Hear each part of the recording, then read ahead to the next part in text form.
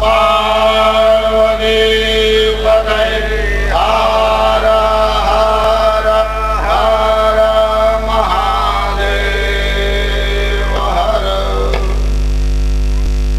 सर्ग लीला का विचार हम कर रहे थे। सृष्टि का सर्जन परमात्मा ने कैसे किया, यह विचार हरेक पुराणों में आया है।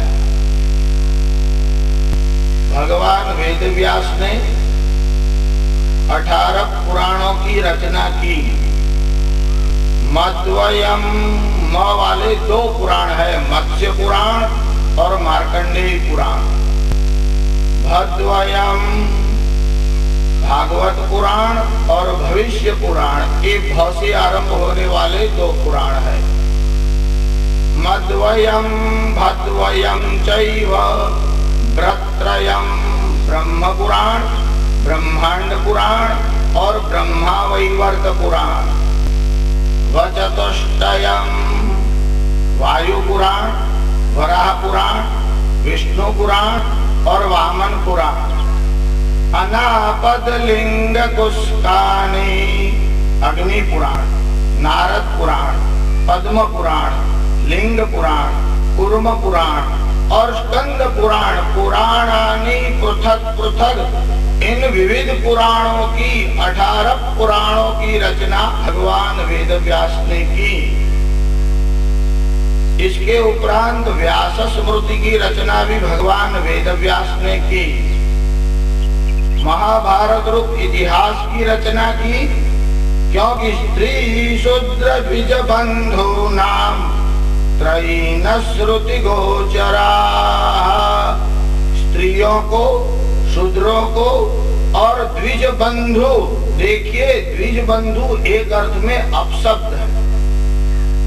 अगर आपको कोई कहता है कि आप द्विज बंधु हैं, इसका अर्थ ये हुआ कि आप द्विज नहीं, द्विज के भाई जैसे हो।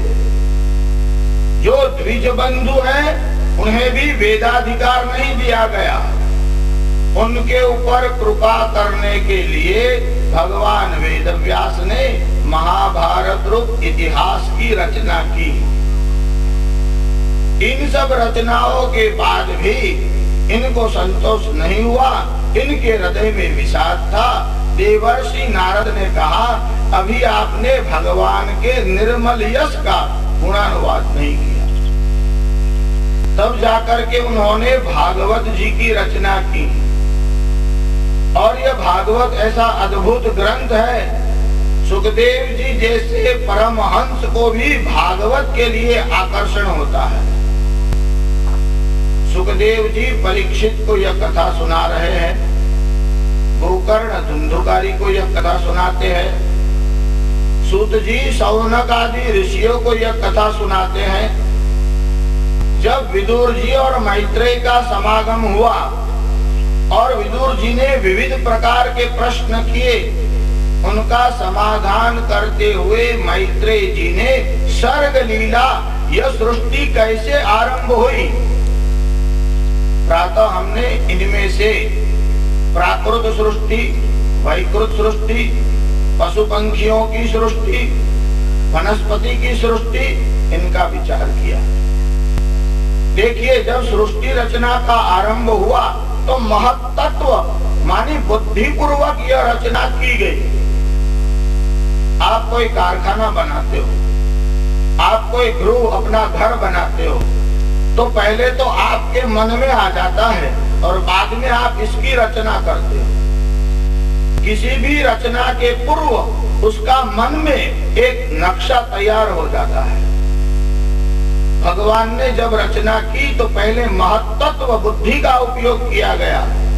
इसलिए यह सृष्टि की जो रचना है एकदम बुद्धिपूर्ण विवेक से की गई है।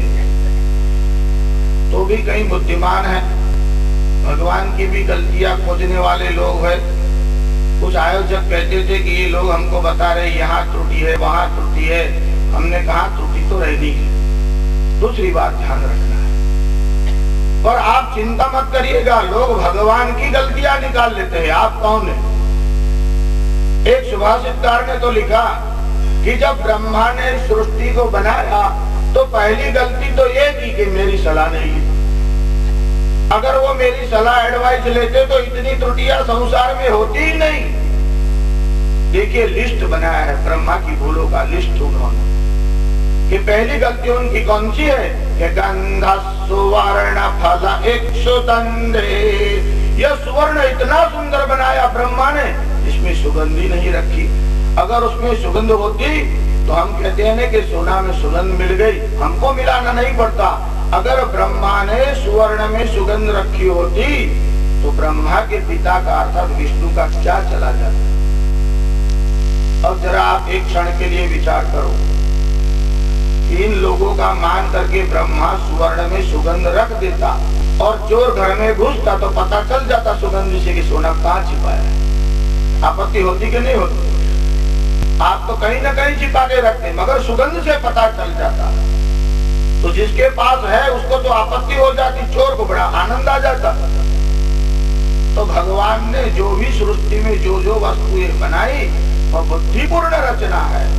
गंध सुवर्ण फल इक्षुदंडे। ये गन्ना इतना सुंदर बनाया, उसमें कोई फल नहीं है। अगर इसमें फल लगाते तो इसके छिलके निकले। बस एक तीर आवाज रखो, कम तो बार बार। एक गन्ना इतना सुंदर बनाया तो इसमें फल नहीं लगाए। अगर चीकू की तरह द्रास की तरह फल लग जाते तो काटना ये सब झंझट ही मिटता। तो गन्ने में फल नहीं लगाए। गंध सुवर्ण फल इक्षुदंडे नाकारी पुष्प खलु चंदनेन। यह चंदन में इतनी सुगंधी है, इतना सुंदर है, इसमें फूल नहीं लगाए। अगर इसमें फूल होते तो इसकी सुगंध कैसी होती? चंदन में फूल नहीं लगाए।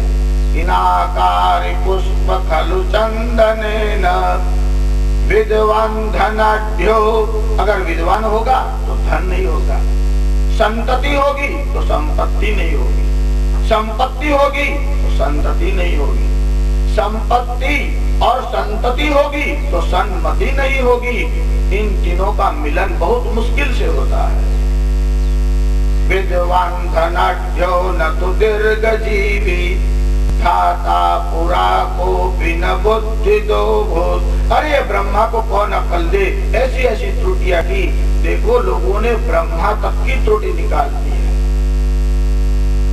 वो एक व्यक्ति तो एक महात्मा के पास गया, कहा भगवान ने वनस्पति की सृष्टि बनाई। सुबह आपको बात बताई थी कि वनस्पति औषधि लता त्वक्षारा विरुद्धोद्रुमा, ये 6 प्रकार की वनस्पति की सृष्टि बनाई। तो किसी ने कहा कि भगवान ने वनस्पति की सृष्टि तो बनाई। अब वो महात्मा को ऐसे ही अंगुली निर्देश करके बता रहा था। नींब के वृक्ष के नीचे बैठे थे कि इतने बड़े नींब के वृक्ष पर जो फल लगाया है, जो नींब फल, वह तो इतने इतने हैं। और हम कल वहाँ खेतों में गए थे, वहाँ जिसको विरुद्ध बोलते हैं, जिस पर खरबूजा लगता है, तो इतने इतने विरुद्ध के जो वेले हैं उसके पर तो इतने इतने फल हैं। और इतना बड़ा नींब वृक्ष है तो इसके ऊपर तो इतने इतने फल लगाए हैं। वे बातचीत कर ही रहे थे कि हवा का एक झोंका है, लहर आते ही उस पर से 1-2 नींब फल नीचे गिरे। महात्मा ने कहा अगर खरबूजा ऊपर लगाते तो टाल टूट जाती। अच्छा है इतने इतने फल लगाए हैं। तो भगवान ने जो रचना की है वह एकदम बुद्धिपूर्ण है। भिन्न भिन्न प्रकार की सृष्टियों का इसमें वर्णन किया गया। और भगवान जिस सृष्टि को बनाते हैं, जब उसमें आसुरी तत्व बढ़ने लग जाते हैं तो इसे ठीक ठाक करने के लिए स्वयं भगवान आ जाते हैं। एक बार अकबर और बीरबल के बीच में संवाद। अकबर ने बीरबल से कहा, ये तुम्हारे भगवान बार बार कभी मत्स्य रूप में, कूर्म रूप में, वराह रूप में आ जाते हैं, क्या इनके पास नौकर चाकर नहीं है जो वो खुद दौड़ के आ जाते हैं? बीरबल ने कहा, हजूर आपका प्रश्न तो बराबर है, पर ये तो किसी विद्वान से पूछकर समाधान करना पड़े। मुझे तो इस विषय का ज्ञान नहीं है, हम आपको 8-10 दिन बाद बताएंगे। अकबर ने कहा ठीक है। 5-7 दिन के बाद बीरबल ने एक नौका विहार का कार्यक्रम बनाया, जिसमें बादशाह, बेगम, शाहजादा सभी लोग नौका विहार के लिए निकले थे। वो संतरी थे, मंत्री थे। अब जब राजा निकलता है तब तो सब लोग साथ में जाते ही हैं। अब नदी के तट पर आ गए, बादशाह शहजादा, और उस समय सलीम की अवस्था 8 वर्ष की मुश्किल से होगी। और जैसे ही नदी से वो नौका उठी और थोड़े ही दूर गई जहां पानी थोड़ा गहरा था, और शहजादा सलीम बैठा हुआ था, और बिरबल ने एक सेवक को संकेत किया, और संकेत करते ही सेवक ने धक्का दे दिया और सलीम नदी में गिर गया। और जैसे ही वो नदी के जल में गिरा, बादशाह एकदम कूद पड़े और सलीम को पकड़ करके नदी के अंदर डाला। और जिस सेवक ने धक्का मारा था उसको पकड़ा और सेवकों को कहा, इसको बांध लो, प्रातःकाल सूर्योदय होते ही इसे फांसी होगी। सेवक ने कहा, हुजूर मेरा दोष नहीं है, मुझे तो बिरबल ने कहा था। बिरबल से पूछा गया, बिरबल ने कहा, हुजूर बात तो सत्य है, मैंने ही कहा था। बादशाह ने कहा, क्या विचार है तेरा, इसको मार करके राज्य हड़प करने की इच्छा तो नहीं है? कहा, हुजूर वह तो हम बाद में बताएंगे, मगर हम आपको यह पूछते हैं कि जब ये बच्चा गिरा, यहाँ इतने सारे मंत्री थे, सेवक थे, आपने किसी को नहीं कहा और आप कूद पड़े। अकबर ने कहा, बेटा जो मेरा है। बिरबल ने कहा, भगवान का भी ऐसा ही है, जब अपने भक्तों पर कष्ट आता है तो सेवकों को नहीं बेचते, खुद ही कूद पड़ते। इसीलिए केवल भारत भूमि में ही भगवान आते हैं, अन्य भूमि में तो भगवान मैसेंजर को भेजते हैं, पैगंबर को भेजते हैं। जो पैगाम लेकर के जाता है उसका नाम पैगंबर है, और जो मैसेज लेकर के आता है उसका नाम मैसेंजर है। जो तीर्थ की तरफ पावन करता है उसका नाम तीर्थंकर है। परमात्मा पैगाम लेकर के किसी को भेजते हैं मगर खुद नहीं आते, इसलिए तो वे बार बार कहते हैं खुद आ खुदा खुदा, इसीलिए तो उनका नाम खुदा हुआ कि खुद नहीं आता, पैगंबरों को भेजता है। हमारे यहाँ तो भगवान जब भक्तों पर आपत्ति आती है तो स्वयं कूद पड़ते हैं, कृष्णस्तु भगवान स्वयं। राम जी धनुष से बाण कंधे पर लगाए हुए हैं। सेवकों ने कहा, अरे हनुमान जी ने कहा, प्रभु आप इतना बोझा उठाए क्यों घूमते हो, किसी सेवक के हाथ में दे दो, आपके साथ चलता रहेगा। राम जी ने कहा, जब मेरे भक्त पर आपत्ति हो और सहाय के लिए मुझे दौड़ना हो, और धनुष से जिसको दिया है वे कहीं आगे पीछे हो जाता है, अब मैं उसको कहां ढूंढूं। जब भक्त पर आपत्ति आती है तो भगवान आते हैं। भगवान अवतार लेकर के आते हैं, इसके कई कारण हैं। भगवत गीता में और भागवत जी में भी इसकी मीमांसा हुई है। पहली बात भगवान बताते हैं, यदा यदा हि धर्मस्य ग्लानिर्भवति भारत, जब धर्म की ग्लानि होती है तब भगवान आते हैं। यदा यदा हि धर्मस्य ग्लानिर्भवति भारत अभ्युत्थानम अधर्मस्य, जब अधर्म बढ़ जाता है, अभ्युत्थानम अधर्मस्य तदात्मानं सृजाम्यहम्। एक और कारण बताते हैं, परित्राणाय साधूनां, साधु पुरुषों का परित्राण करने के लिए भगवान आते हैं। अब साधु ही नहीं होगा तो भगवान परित्राण किसका करेंगे?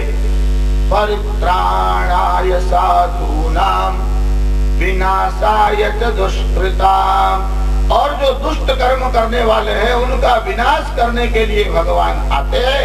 पांचवा कारण कहते हैं कि धर्म संस्थापनार्थाय,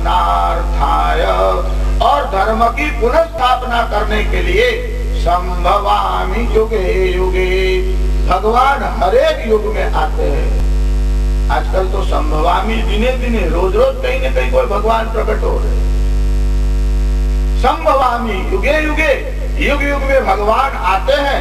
कई लोगों का ये मानना है कि भगवान दुष्टों के विनाश के लिए ही आते हैं। देखिए, यह प्राधान्य कारण नहीं है, प्राधान्य कारण तो है परित्राणाय साधूनां, साधुओं की रक्षा करने के लिए भगवान आते हैं। समझो आप यहाँ से मद्रास गए, बेंगलोर गए, रात को आप वहां सो गए और वहां खटमलों का त्रास बहुत है और आपको नींद नहीं आई और आप आधी रात को जाग गए, और जैसे ही आप उठे आपने देखा लाइट करके कि यहाँ खटमल दौड़ रहे, आपने खटमल लिया और आप उसे मार ही रहे थे कि जिसके घर में आप गए थे वो जाग गया, और उसने देखा कि आप खटमल मार रहे थे। उसने उठते ही आपको कहा, अरे आप जोधपुर से मद्रास खटमल मारने के लिए आए हो? आप कहने लगे नहीं नहीं, हम तो आपसे मिलने आए हैं, खटमल को मारने थोड़े आए हैं। मिलने तो आपको आए थे, यह डिस्टर्ब कर रहा था, इसको मसल दिया।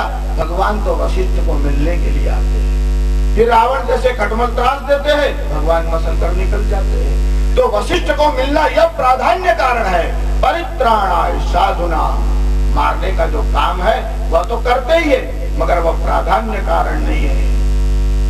जब पृथ्वी रसातल को जाने लगी तो भगवान ने कई अवतार लिए, इसमें एक वराह अवतार भगवान ने लिया, जिससे भगवान ने रसातल में गई हुई सृष्टि को बचा लिया।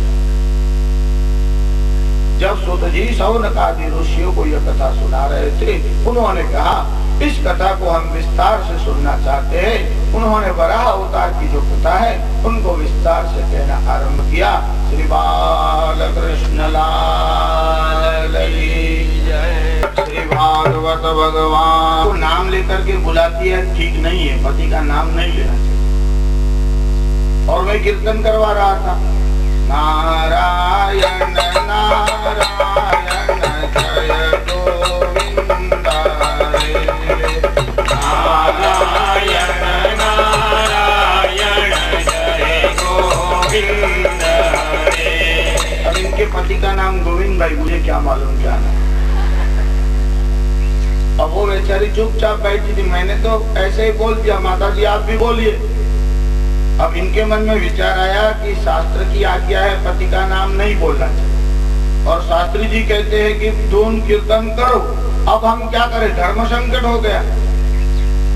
पर वे जरा चतुर थी, लॉजिक सब्जेक्ट रहा होगा आर्ट्स में उनका बीए में।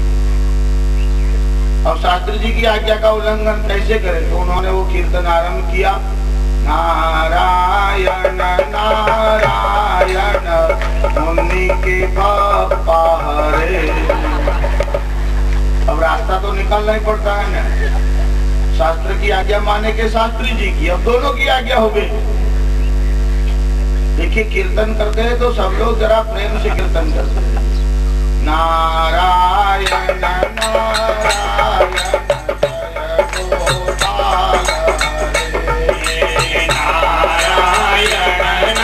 नारायण जय गोपाल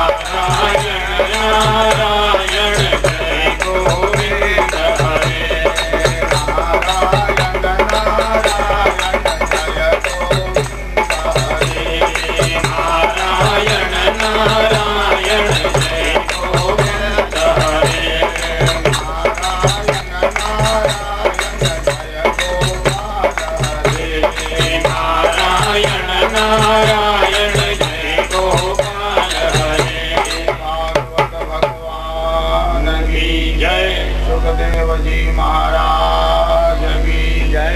नमः पार्वती पतये हर हर हर महादेव। कश्यप नाम के एक ऋषि हुए। देखिए, मरीचि के यहाँ कश्यप ऋषि का प्रादुर्भाव हुआ। कश्यप ऋषि की दो पत्नियां थी, एक दीति और एक अदिति। दीति से दैत्यों का जन्म हुआ और अदिति से देवताओं का प्रादुर्भाव हुआ। एक बार जो है कश्यप ऋषि ध्यान में बैठे थे और सायंकाल का समय था। जब सूर्य का अस्त होता है और चंद्र का उदय होता है तो सूर्य बुद्धि का मालिक देवता है और चंद्र जो है वो मन का स्वामी है।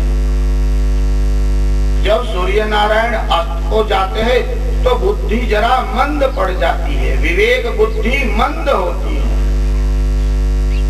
इसलिए सायंकाल होते ही जीवों की भावना काम के प्रति बढ़ जाती है। कलयुग में तो प्रातः हो कि सायं हो, जीव विषयों का चिंतन अधिक करते रहते हैं। जीव शिष्णोदर परायण केवल भोग और अर्थ मानी धन दो का ही विचार कर रहे हैं। जब सायंकाल का समय होता हो तो भगवान का स्मरण करना चाहिए। केवल सायं क्यों, हमारे यहाँ ब्राह्मण संध्या करते हैं, वह त्रिकाल संध्या है। संधि काल किसे कहते हैं? जैसे रात्रि का अंत हो और प्रातः काल का आरंभ हो, इसे प्रातः संध्या कहते हैं। मध्याह्न समय में जो संध्या की जाती है उसका नाम मध्याह्न संध्या है। और जब दिन का अंत होने को हो और रात्रि का आरंभ होते हो उसे सायंकाल कहते हैं। जब आप कोई व्हीकल चलाते हो ना, चाहे स्कूटर हो चाहे बाइक हो, जब टर्निंग आता है ना तब आपको कंट्रोल रखना पड़ता है। तब भी अगर स्पीड अधिक होगी तो स्लिप होने का भय रहता है। इस प्रकार संधि काल में जीव के पतन का भय रहता है। इसलिए जब जब संधि काल हो परमात्मा का स्मरण करना चाहिए। खास करके जब आप सोने के लिए जाते हो, क्योंकि शैया पर जाते हो तो काम हावी हो जाता है। देखिए, सायंकाल का समय था, कश्यप ऋषि ध्यान में बैठे थे। यहाँ दीति कश्यप ऋषि के पास आई है। दीति का अर्थ है भेद बुद्धि। यह दीति कश्यप ऋषि के सामने आई, हाथ जोड़कर खड़ी हो गई, ऋषि से कहा, मैं संतान की इच्छा रखती हूँ।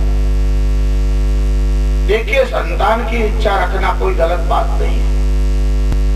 पति पत्नी अगर गृहस्थ का सुख भोगते हैं तो आपत्ति नहीं है, पर मर्यादा में रहकर ही काम सुख भोगना चाहिए। उसमें कोई तिथि है, कोई पर्व है, सायंकाल का समय है, इसमें मन पर अधिक संयम रखने की आवश्यकता है। कश्यप ऋषि ने कहा, दीदी तुम पुत्र की इच्छा रखती हो पर ये संध्या काल की वेला है, इसलिए अभी काम सुख की इच्छा नहीं करनी चाहिए।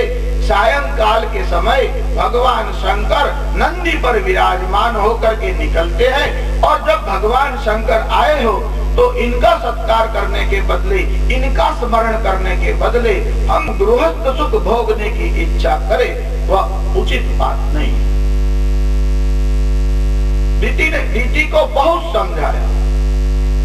दीति ने जरा हट की, प्रभु आप तो हमेशा जब तक में लगे रहते हो, मैंने तो गृहस्थ सुख की इच्छा से आपसे विवाह किया, मुझे तो गृहस्थ का कोई सुख नहीं मिला, आपने कभी मेरे सुख की ओर ध्यान ही नहीं दिया।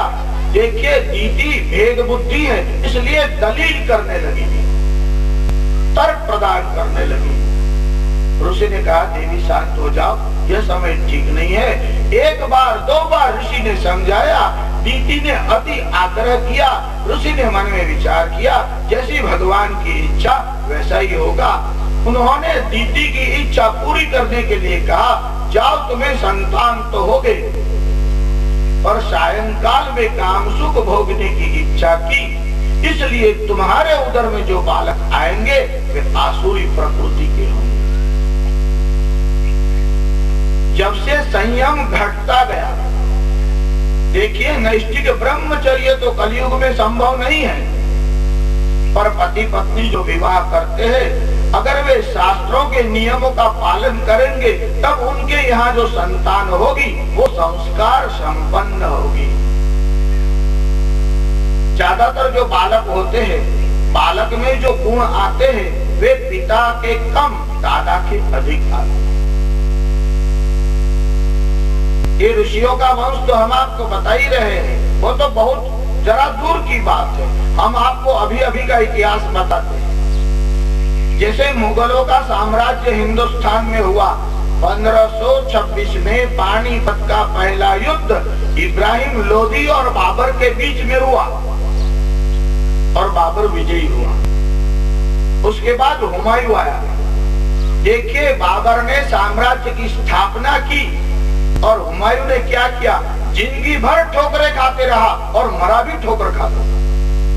आपको अगर इतिहास पता हो, सीढ़ियां उतर रहा था मस्जिद की, उतरते उतरते गिर गया और मर गया, मरा भी ठोकरें खाता। और हुमायूं का अर्थ तो होता है जो बहुत सुखी है और जीवन भर में दुखी रहा। उसके बाद अकबर का जन्म हुआ और साम्राज्य फैलता गया। अकबर का साम्राज्य इतना बढ़ा, साम्राज्य के लिए अकबर इतना लोलुप था, हम आपको क्या बताएं। एक बार तो अकबर नमाज अदा कर रहा था और एक फकीर आया हुआ और सेवकों ने कहा क्या चाहिए, कहा बादशाह से मिलना है। क्यों? बोले हम बादशाह से बात कर लेंगे। कहा अभी नमाज अदा कर रहे हैं, बस उसके बाद आप मिल लेना, जो आपको चाहिए दे देंगे। अभी नमाज अदा कर ही चुका था और फकीर वहां बाहर खड़ा था और अकबर ने अपने दोनों हाथ ऊपर उठाए और बोलने लगा, हे शहंशाहों के शहंशाह, सारे जहां के मालिक, मेरे मुल्क की सीमाओं को बढ़ा दे। और वो फकीर वहां से चलने लगे। सेवकों ने कहा क्या बात है, अब तो वो नमाज अदा कर चुके, प्रार्थना भी कर चुके हैं, जो चाहिए मांग लो। फकीर ने कहा मैं भिखारियों से भीख नहीं लेता। बादशाह सुन रहा, कहा ये फकीर क्या बोल रहा है। कहा अभी तो मैंने देखा कि इतना मुल्क बड़ा है तो भी अभी खुदा से मांग रहा है कि मेरे मुल्क की सीमा को बढ़ा दे। अभी तो खुद तो भिखारी है, अब तू जिससे मांगता है मैं भी उससे ही मांग लूंगा, तुझसे क्यों लूंगा। लालसा ऐसी वस्तु है, जो भिखारी है वो सोचता है 10 रुपये मिल जाए तो बहुत हो गया। निहिस वो वस्ती शतम सती 10 शतम। जब 100 रुपया मिल जाते हैं तो इच्छा हो जाती है कि 1000 मिल जाए तो बहुत अच्छा है। कि निहिस वो वस्ती शतम सती 10 शतम लक्षम सहस्राधिको। 1000 रुपया मिलने लगे तो मनुष्य के मन में विचार आता है 1,00,000 रुपया तो मिलना ही चाहिए, 10,000 से क्या होता है, खर्चे इतने हैं। अब 1,00,000 रुपया मिल जाए, लक्ष्य से सो क्षितिपालता, फिर विचार आता है एमएलए बन जाऊं तो। अब एमएलए बन जाए तो विचार आता है कि पार्लियामेंट में पहुंच जाऊं तो। क्षितिपति चक्रे सताम वांछति, एमपी बन जाता है तो सोचता है मिनिस्टर बन जाऊं तो। और एमएलए सोचता है चीफ मिनिस्टर बन जाऊं तो। फिर सोचता है प्राइम मिनिस्टर का पद मिल जाए तो। क्षितिपति चक्रे सताम वांछति, कोई राजा बन जाए तो मन में विचार करता है चक्रवर्ती सम्राट बन जाऊं बस। और अगर चक्रवर्ती सम्राट बन जाए तो चक्रे सताम सुरराजताम, वह देवताओं के अधिपति इंद्र के पद की इच्छा करने लग जाता है। सुरपति ब्रह्मा पदम कांक्षति, इंद्र को इच्छा होती है ब्रह्मा का पद मिल जाए तो अच्छा है। ब्रह्मा चाहते हैं कि हरि का पद मिल जाए तो अच्छा है।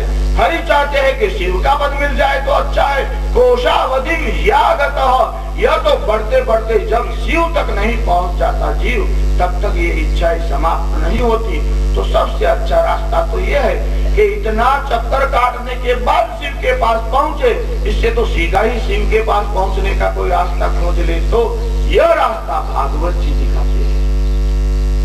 भागवत के जो मुनि हैं उन्होंने सत्य को प्राप्त करने का सरल मार्ग दिखाया है। कश्यप ऋषि ने कहा, देवी यह सायंकाल को तुमने इच्छा की, इसलिए असुर बालक तुम्हारे उदर में आएंगे। देखिए अकबर के समय में साम्राज्य बढ़ा और फिर जहांगीर के समय में वैसा का वैसा ही रहा। उसके बाद शाहजहां का समय आया और मुगलई का सुवर्ण युग कहा गया और औरंगजेब आते ही मुगल सल्तनत नष्ट हो गई। यहाँ कश्यप ऋषि है, इनकी दीति नाम की पत्नी थी, इनसे हिरण्याक्ष हिरण्यकश्यप का जन्म हुआ।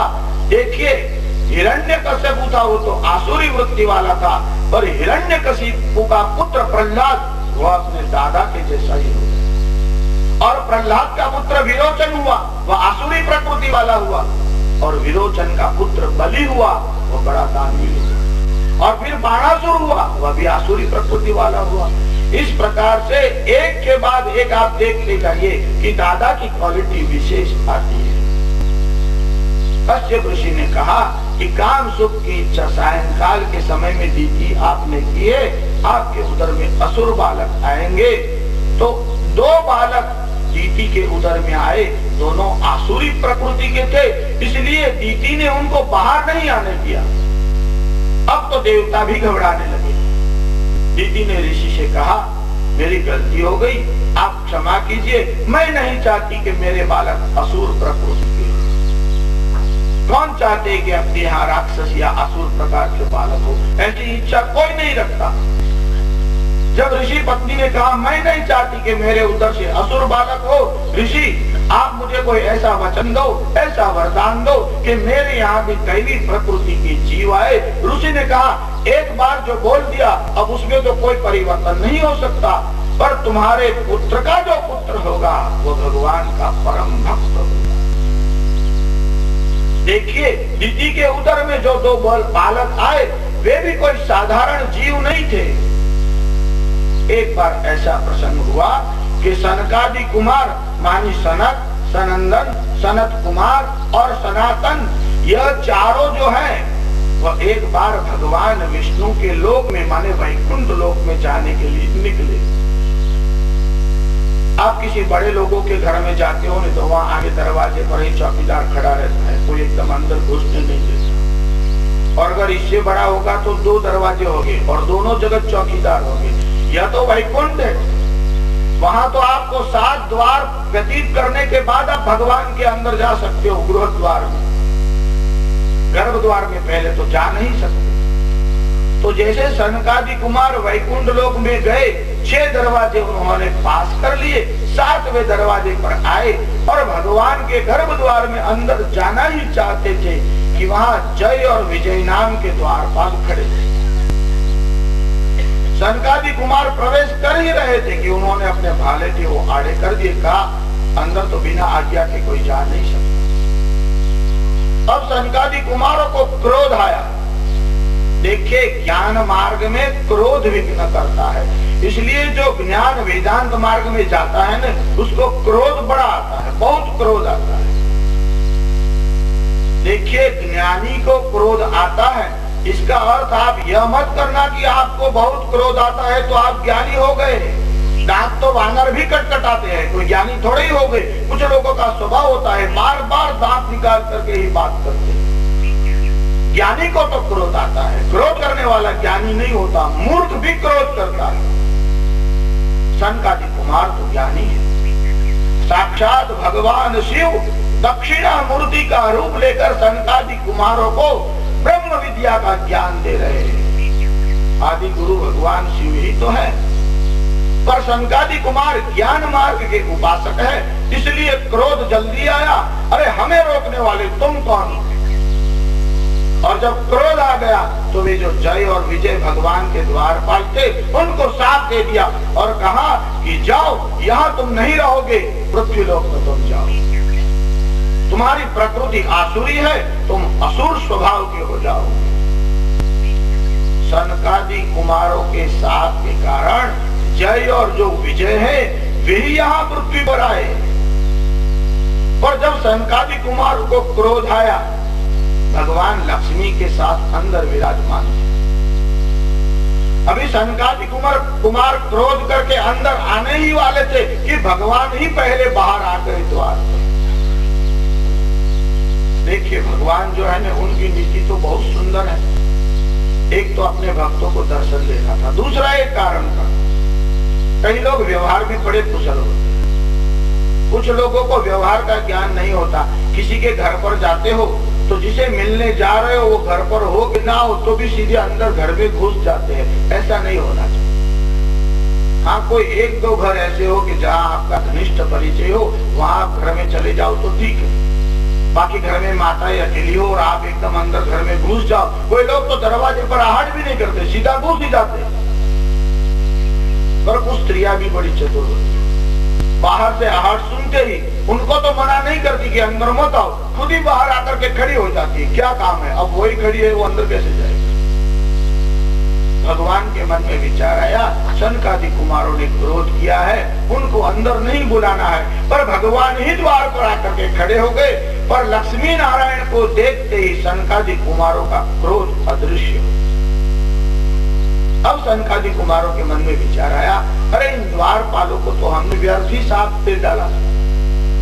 देखिए जो क्रोध करता है उन्हें भगवान के गर्भ द्वार में अंदर प्रवेश नहीं मिलता। भगवान के दर्शन होते ही सनकादि कुमारों का क्रोध अदृश्य हो गया। ज्ञान मार्ग में क्रोध विघ्न करता है, योग मार्ग में काम विघ्न करता है और भक्ति मार्ग में लोभ विघ्न करता है। जो भक्ति तो बड़ी करते हैं, स्त्रियां जो है भजन बहुत करती है, दर्शन के लिए दौड़ती है, मगर अगर कौड़ी को नुकसान हो जाए, घर में बहू कोई नुकसान कर दे, तब इनका स्वभाव आप देखना, सब भजन सब कीर्तन सब भूल जाएगी। जो भक्ति ज्यादा करते हैं उनको लोभ बहुत होता है, बदमुष्टि होते हैं, वे खर्च करना जानते नहीं। सनकादि कुमारों ने क्रोध किया, भगवान बाहर आए, भगवान को देखते ही क्रोध अदृश्य हो गया। भगवान को कहने लगे, अरे हमने क्रोध से, सनकादि कुमारों ने कहा, क्रोध के कारण हमने जय विजय को शाप दे दिया। भगवान ने कहा, अरे आप तो मेरे प्रिय हो। जो ज्ञानी भक्त है वे परमात्मा को बहुत प्रिय है। स्वयं भगवान गीता में कहते हैं कि ज्ञानी मुझे विशेष प्रिय है, ज्ञानी प्रभु ही विशेष प्यारा।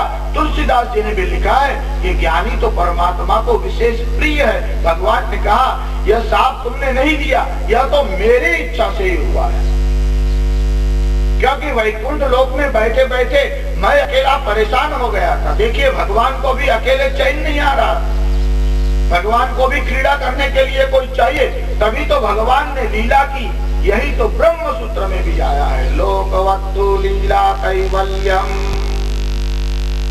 साधारण मनुष्य जो करता है वह क्रिया है, कर्म है, उस कर्म का उसको फल भुगतना पड़ता है। परमात्मा जो करते हैं वह लीला है। देखिए क्रिया और लीला में भेद यह है कि क्रिया सहायतुक होती है और लीला सृष्टि पर कल्याण करने के लिए की जाती है। कुछ लोग समझते कि भगवान ने बचपन में जो लीलाएं की, अरे भगवान तो बड़े होने के बाद करते, वह भी लीला ही है। कुरुक्षेत्र के सम्रांगण में भगवान ने जो किया वह भी लीला ही थी। भगवान लक्ष्मी नारायण ने सनकादि कुमारों से कहा, यह जो जय और विजय है उनको भले ही साथ मिला, वे असुर योनि में जाएंगे, पर उनका वध भगवान के हाथों से ही होगा। ऐसा भगवान ने वरदान दिया। वे ही जय और विजय पहले हिरण्याक्ष और हिरण्यकश्यप बनकर के आए, वे ही जय और विजय दूसरी बार जब आए तो रावण और कुंभकर्ण बनकर के आए, वे ही जय और विजय तीसरी बार आए तो शिशुपाल और कंस होकर के आए। देखिए रावण और कुंभकर्ण को मारने के लिए भगवान ने एक ही अवतार लिया और वह था रामावतार। शिशुपाल और दंतवक्त्र को मारने के लिए भगवान ने जो कृष्णावतार लिया उसमें भी भगवान श्री कृष्ण ने ही दोनों का वध किया। पर हिरण्याक्ष और हिरण्यकश्यप को मारने के लिए भगवान को दो अवतार लेने पड़े। हिरण्याक्ष को मारने के लिए वराह अवतार लिया और हिरण्यकश्यप को मारने के लिए नृसिंह अवतार लिया। जो रावण और कुंभकर्ण है वे काम को मारने के लिए भगवान आते हैं तो एक ही अवतार में मार देते हैं, और लोभ को मारने के लिए भगवान को भी 2 अवतार लेने पड़े, क्योंकि लोभ को मारना दुस्तर है। ये हिरण्याक्ष और हिरण्यकश्यप लोभ के अवतार है। हिरण्याक्ष जो था ने उसके रोज रोज हाथ बढ़ते जाते थे। देखिए भागवत जी में जो भाषा है वो समाधि भाषा। अब आप जरा सोचिए कि रोज रोज हाथ बढ़ते जाते हो तो दर्जी को तो बड़ी समस्या हो जाए। अलग अलग फर्मे बनाने पड़े, चाहे टी शर्ट बनाओ चाहे कुर्ता बनाओ, और रोज रोज हाथ बढ़ते हो। देखिए हिरण्य का अर्थ होता है सोना, अक्ष मानी आंख, जिसकी आंख में सोना ही दिखाई पड़ता है, लोभ ही लोभ है, वह तो हिरण्याक्ष है। जब दीति के उदर में जय और विजय आए, उसने बाहर आने नहीं दिया, देवता लोग भी घबराने लगे, सभी ने प्रार्थना की और दीति के उदर से 2 बालक आए, हिरण्यकशिपु और हिरण्याक्ष। भागवत पर श्रीधर स्वामी की टीका है। श्रीधर स्वामी ने लिखा है कि जब जुड़वे बच्चे होते हैं, इसमें बाद में जिसका जन्म होता है वह ज्येष्ठ मानी बड़ा होता है। इसीलिए दीति से जन्मे उसमें तो हिरण्यकशिपु, पर वस्तुतः हिरण्याक्ष बड़ा है, हिरण्यकशिपु छोटा। क्यों? श्रीधर स्वामी ने एक दृष्टांत लिखा है कि कोई संकरी गली हो और उसमें 2 रथ जाते हो, फिर जब बाहर आना होता है तो जो रथ पहले गया है वो बाद में बाहर आता है। पिता से जिसका जन्म है वो बाद में बाहर आता है। तो हिरण्याक्ष और हिरण्यकशिपु का जन्म हुआ। हिरण्यकशिपु की कथा तो 7वें स्कंद में आएगी। कशिपु का अर्थ होता है दस्तर, जिसको सोने से भोग से बहुत प्रीति है, उसका नाम हिरण्यकशिपु।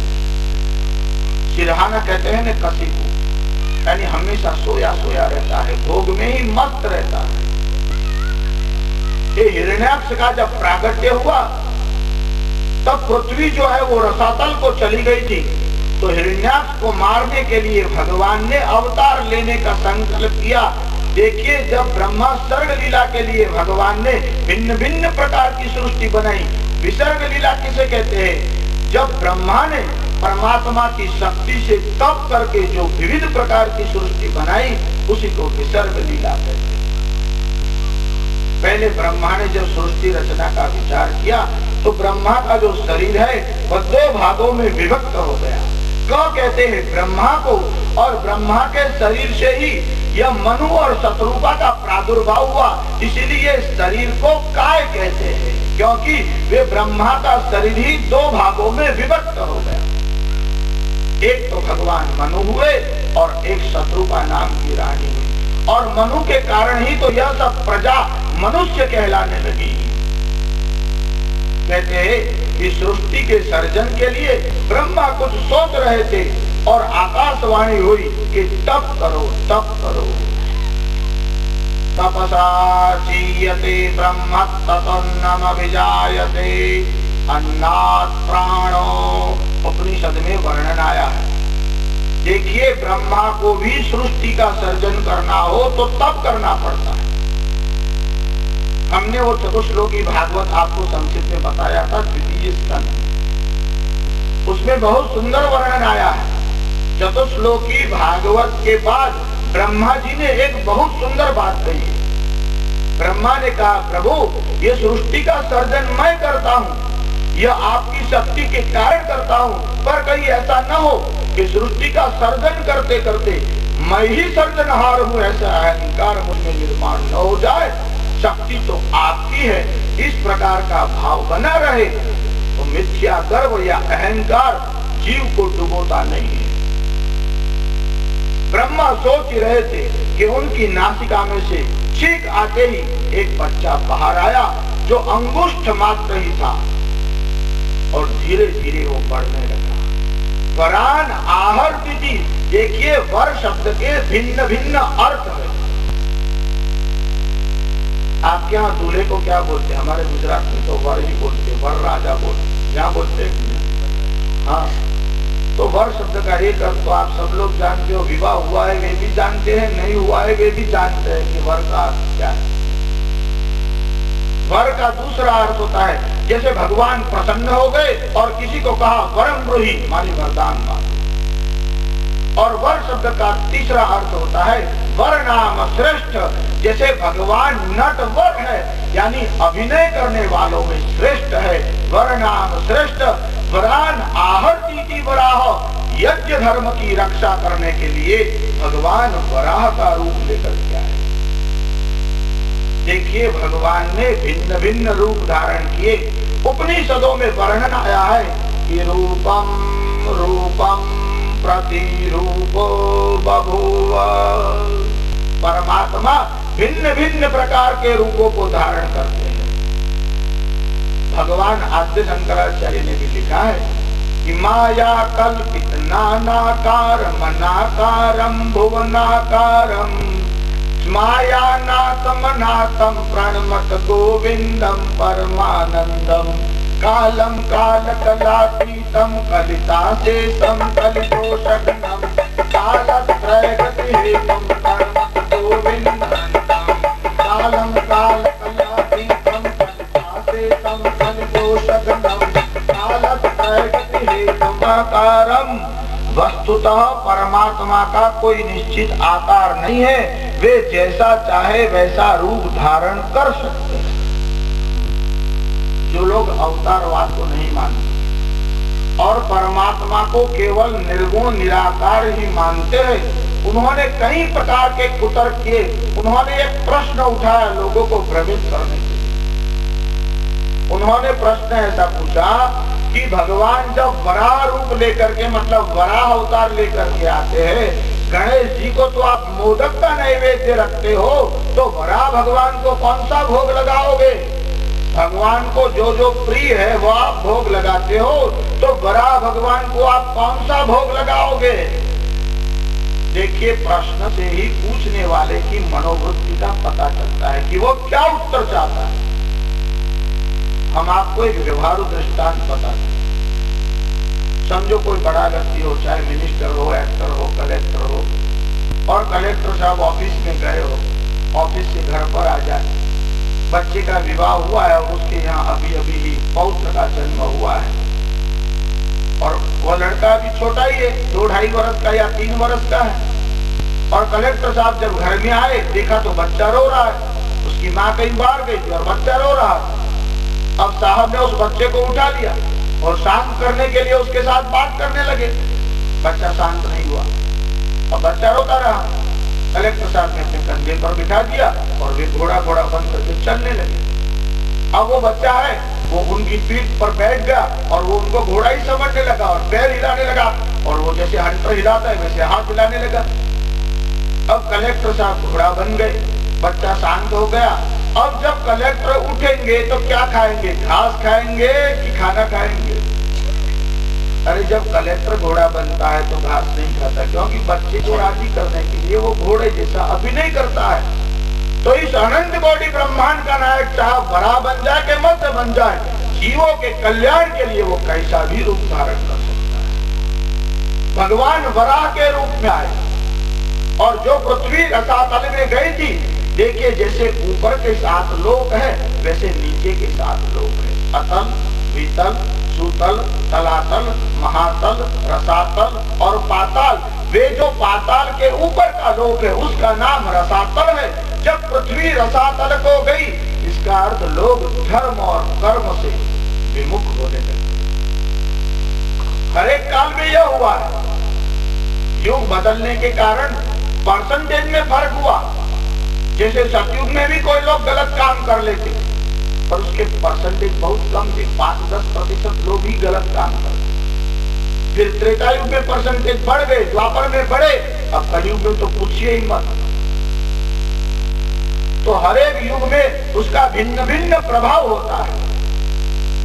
भगवान ने वराह का रूप लिया और वराह ने अपने दंत शूल पर, जो पृथ्वी रसातल में गई हुई थी, उसको अपने दंत शूल पर उठा ली और वे पृथ्वी को बाहर ले गए। और तब हिरण्याक्ष हाथ में गदा लेकर के भगवान के साथ युद्ध करने के लिए आया। देखिए असुर और राक्षस में भी भेद है। रामकालीन समय में राक्षसों की संख्या अधिक थी, और भगवान श्री कृष्ण के समय में असुरों की संख्या अधिक थी। राक्षस बड़े शक्तिशाली होते हैं, राक्षस पैदा होते ही बढ़ने लग जाते हैं। देवताओं में और राक्षसों में यह विशिष्ट शक्ति होती है, पर देवता जो है अपनी शक्ति का उपयोग सत्कार्य के लिए करते हैं और राक्षस दुष्कार्य के लिए करते हैं। राक्षसों के शरीर भयानक होते हैं, जैसे कुंभकर्ण, उसका शरीर बड़ा भयानक था। यह जरूर नहीं कि असुर का शरीर भयानक हो। असु कहते हैं प्राण को, और असुसु रमन्ते, जो प्राणों में रममाण है, जो भोगों में रममाण है, हमेशा काम सुख का भोग का विचार करता है, वे सब असुर है। आप ये मत समझना कि कोई पैंट पहनता है इसलिए असुर हो गया और धोती पहनता है इसलिए हो गया। कंस भी धोती पहनता था और रावण भी धोती पहनता था। धोती पहनने से कोई असुर नहीं होगा, ये कोई नियम नहीं है। अगर आप पैंट पहनते हैं तो पाप नहीं है, मगर धोती पहनने में आपको लज्जा आती है तो यह गलत बात है। कम से कम ब्राह्मण को लज्जा नहीं आनी चाहिए। धोती हमारी वेशभूषा है और हमारी वेशभूषा हो उसे धारण करने में लज्जा क्यों आनी चाहिए। हमारे यहाँ गुजराती में एक भक्त हुआ, वो अद्वैत वेदांती था। उसने कहा, वेश टेक के आड़ी गली, बैठो तेन सके निकली। मतलब केवल वेश धारण करने से कोई महात्मा नहीं बन जाता। रावण सन्यासी का वेश धारण करके आया और काम क्या किया, सीता का हरण कर दिया। वेश तो आप साधु महात्माओं जैसा धारण कर लगे, वेश से क्या होगा, अंतःकरण बदलना चाहिए। प्राधान्य अंतःकरण का है। इसका कोई अनर्थ भी न करे कि कोई वैसे ही ड्रेस पहनता रहे, भारतीय ड्रेस के प्रति श्रद्धा ही न हो, यह भी गलत बात है। हमने पहले ही बताया कि वेशभूषा जो है वो प्राधान्य नहीं होनी चाहिए, और हमारी वेशभूषा के प्रति हमारे हृदय में आदर भी होना चाहिए। उसमें लज्जा क्यों होनी है। यहाँ जो हिरण्यकश्यपु है और हिरण्याक्ष है, दोनों का जन्म हुआ। हिरण्याक्ष गदा लेकर के भगवान के सामने युद्ध करने के लिए आया। भगवान पृथ्वी की रक्षा करने के लिए पृथ्वी को अपनी दंतुल पर उठाए हुए बाहर आ रहे थे। हिरण्याक्ष ने भगवान के साथ युद्ध करना चाहा। दोनों के बीच में घमासान युद्ध हुआ। ऐसी भारी गदा लेकर के हिरण्याक्ष भगवान को मारने के लिए गया। आप ये मत समझना कि भगवान को मारने के लिए गया। कुछ लोग भगवान को नहीं मानते, ये भी तो खतरनाक है। कुछ लोग भगवान का खंडन करते हैं, कोई खंडन नहीं करते, कहते अपना क्या लेना देना, भगवान हो कि ना हो। यह भी बड़े डेंजरस लोग हैं। आप ये मत समझना मुसलमानों ने आकर के हमारे वैदिक ग्रंथों को जलाया और ईसाई लोगों ने उसमें से बहुत सा लाभ ले लिया, पर हमारे ही लोगों ने ना वेदों को समझने की चिंता की, ना वेदों की रक्षा के लिए प्रयत्न किया। यह भी तो डेंजरस लोग हैं। वे कहते हैं वेद है तो है, ना है इससे हमारा क्या लेना देना। तो वेद की उपेक्षा करने वाला भी घातक है। असुर कैसा भी ड्रेस पहनता है, केवल प्राणों में रममाण होता है, उसी का नाम असुर है। हिरण्याक्ष जो है भगवान को मारने के लिए घसा, हाथ में गदा लेकर के भगवान वराह और हिरण्याक्ष का बराबर युद्ध हुआ। भगवान ने गदा उठाई, जोर से हिरण्याक्ष के वक्ष में प्रहार किया। प्रहार करते हिरण्याक्ष वहां गिर गया। देखिए भगवान जिनको मारते हैं उनको भी तारते हैं। भगवान बड़े करुणावान है। हिरण्याक्ष को मारा है और हिरण्याक्ष को सद्गति प्रदान की। भगवान वराह नारायण का जय जयकार हुआ। बोलिए वराह नारायण भगवान की जय। भागवत भगवान की जय। सुखदेव जी महाराज की जय। नमः पार्वती पतये।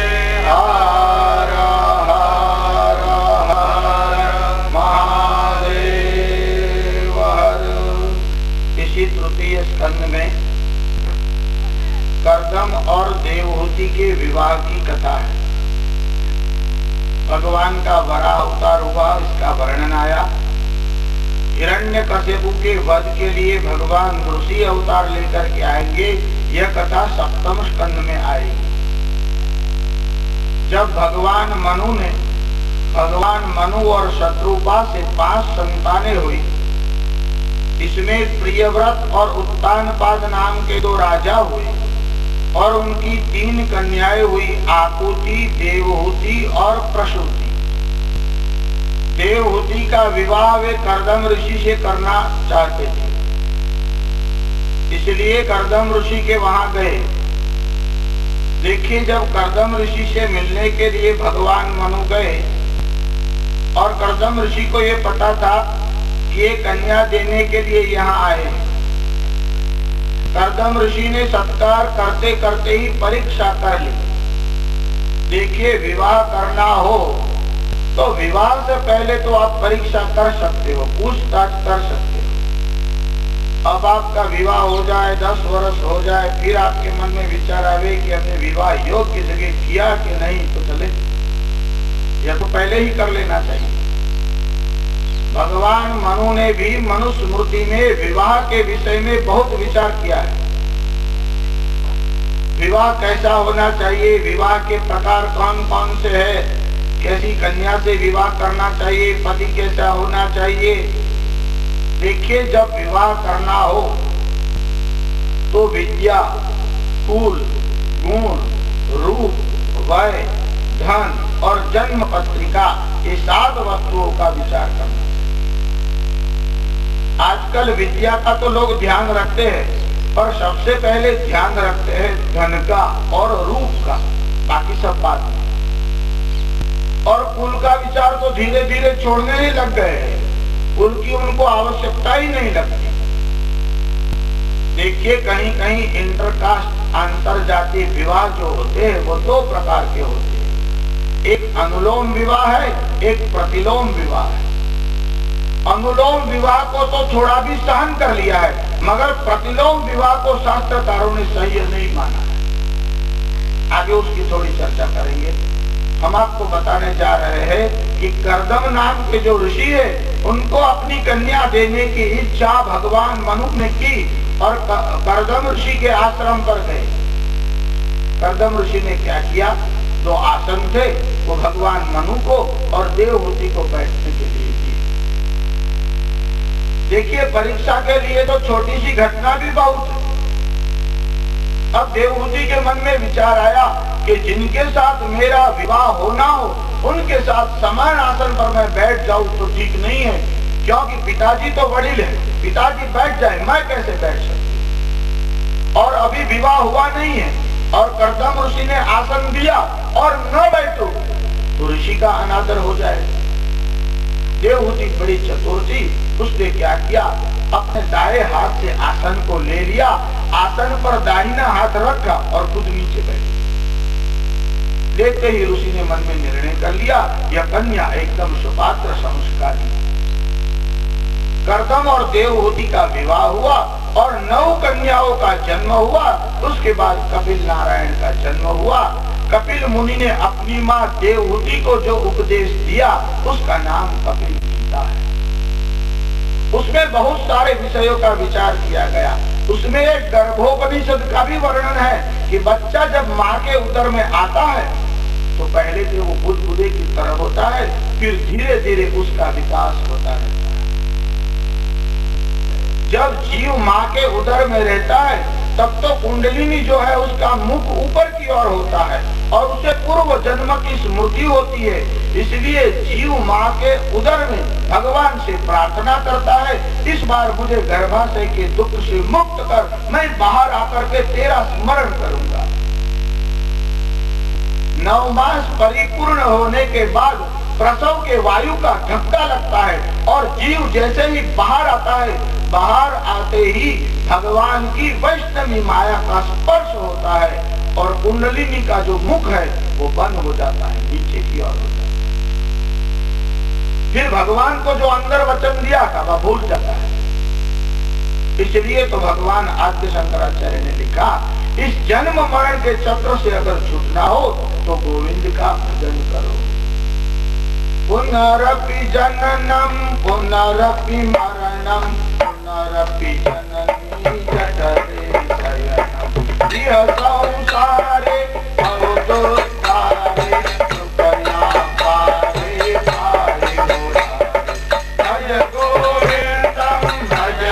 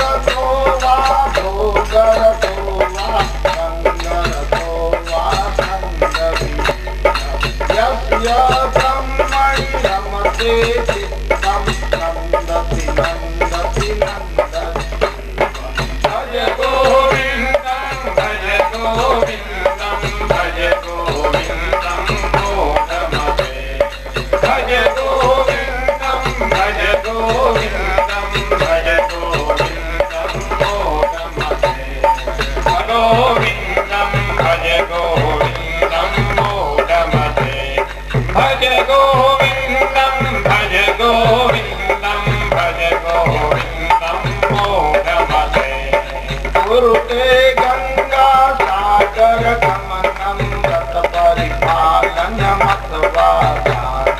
ज्ञानविहीनं सर्वमतेन मुक्तिं न भवति जन्मततेन भज गोविंदम भज गोविंदम भज गोविंदम मोदमते भज गोविंदम भज गोविंदम भज गोविंदम मोदमते मूढ़ जय मोदमते भज गोविंदम भज गोविंदम भज गोविंदम मोदमते प्राणायामं प्रत्याहारं नित्य विवेक विचारं चाप्य समेत समाधि विधानं पूर्ववधानं महतवधानं भज गोविंदम भज गोविंदम भज गोविंदम मोदमते भज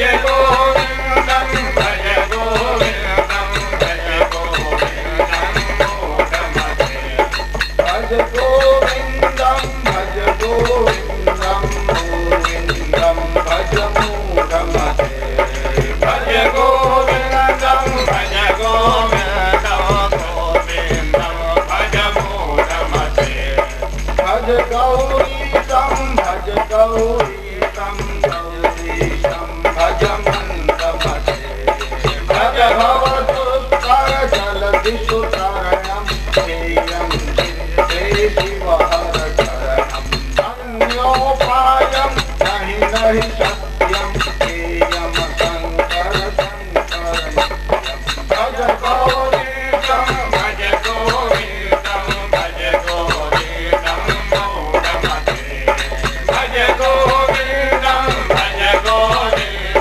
भज गोविंदम मन्दमते भज गोविंदम भज गोविंदम भज गोविंदम मोदमते भज गोविंदम भज गोविंदम भज गोविंदम मोदमते श्री भागवत भगवान की जय सुखदेव जी महाराज की जय नमः पार्वती पतये हर हर हर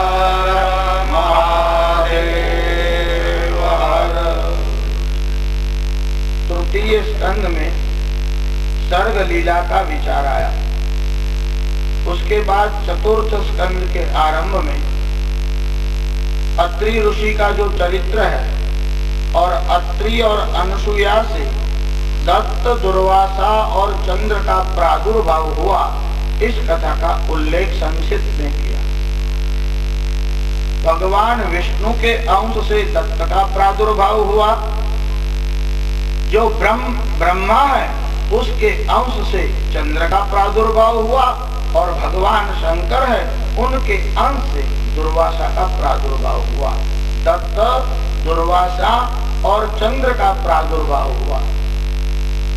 ये जो अत्रि नाम के ऋषि है वे ऋग्वेद के मंत्र दृष्टा ऋषि है। देखिए, हम तो किसी भी दाढ़ी बढ़ाने वाले को ऋषि बोलते। ऋषि कौन है? जो संसार के पार का देख सकता है, उसका नाम ऋषि है। देखिए, ऋषि भी वेद के दृष्टा है, ऋषि जो है वो मंत्र के दृष्टा है। देखिए, ऋषियों में भी भिन्न भिन्न प्रकार की रैंक माने श्रेणी है। जैसे देवर्षि, ब्रह्मर्षि, राजर्षि, परमर्षि, भेदर्षि, कांदर्षि, श्रुतर्षि, इस प्रकार का ऋषियों में भी भेद है। जैसे नारदादयो देवर्षि, नारद को देवर्षि कहते हैं। वशिष्ठाद्या ब्रह्मर्षयः, वशिष्ठ को ब्रह्मर्षि कहते हैं।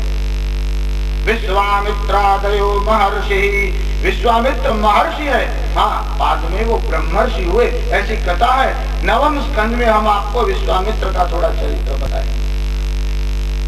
पर ऋषियों में भी देवर्षि, ब्रह्मर्षि, राजर्षि, परमर्षि, भेलर्षि, कांडर्षि, श्रुतर्षि, इस प्रकार की श्रेणी है।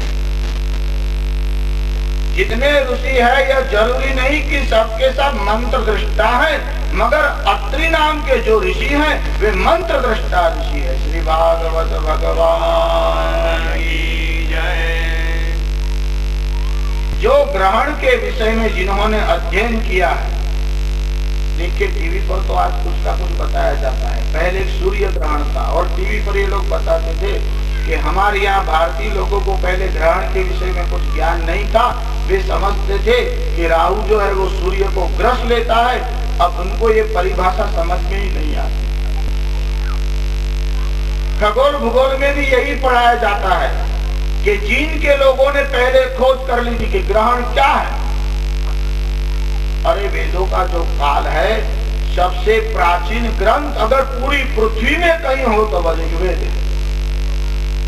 और अत्रि ऋषि ऋग्वेद के मंत्र दृष्टा ऋषि हैं और अत्रि ऋषि ने सबसे पहले ग्रहण के विषय में बताया। इनका नाम ही अत्रि था, जो तीनों गुणों से अतीत थे, इसलिए उनका नाम अत्रि था। उनकी पत्नी का नाम अनसूया था। अनसूया असूया से पर है, इसलिए उसका नाम अनसूया है। देखिए ये ऋषि कैसे प्रभावी रहे होंगे, जिनके यहाँ भगवान को आने की इच्छा हुई। क्या जगत में कोई ऐसी स्त्री है जिनके वहाँ भगवान को आने की इच्छा होती है? यह सनातन धर्म में ही देखा गया है।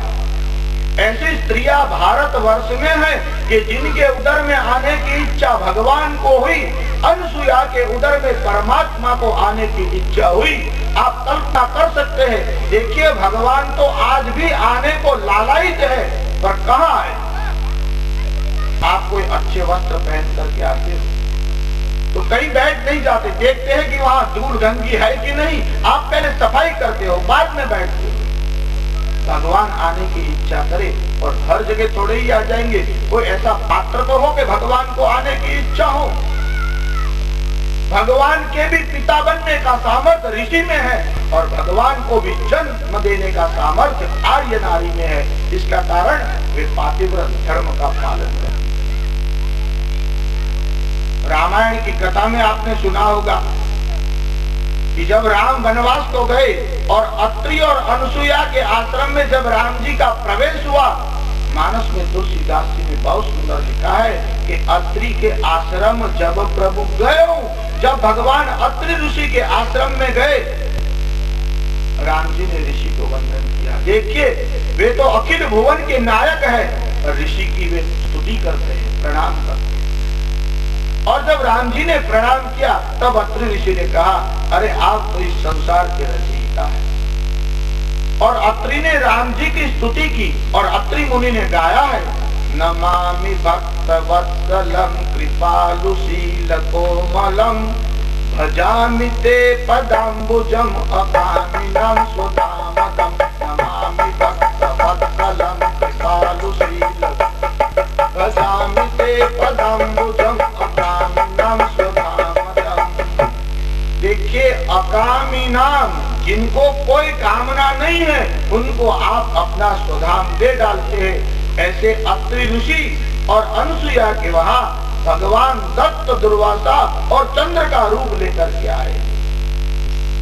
अनसुया को मिलने के लिए जब सीता जी गई और सीता जी ने जाकर के अनसुया के चरणों में प्रणाम किया कि अनसुया के पद गई सीता, और सीता जी ने अनसुया के चरणों में प्रणाम किया और तब अनसुया ने पातिव्रत धर्म सीता जी को बताया। क्या सीता जी पातिव्रत धर्म नहीं जानती?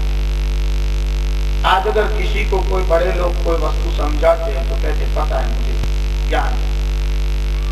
अनसुया ने सीता को बताया कि पातिव्रत धर्म क्या है, तो अनसुया ने पहली बात कही कि जगत में उत्तम स्त्री कौन है।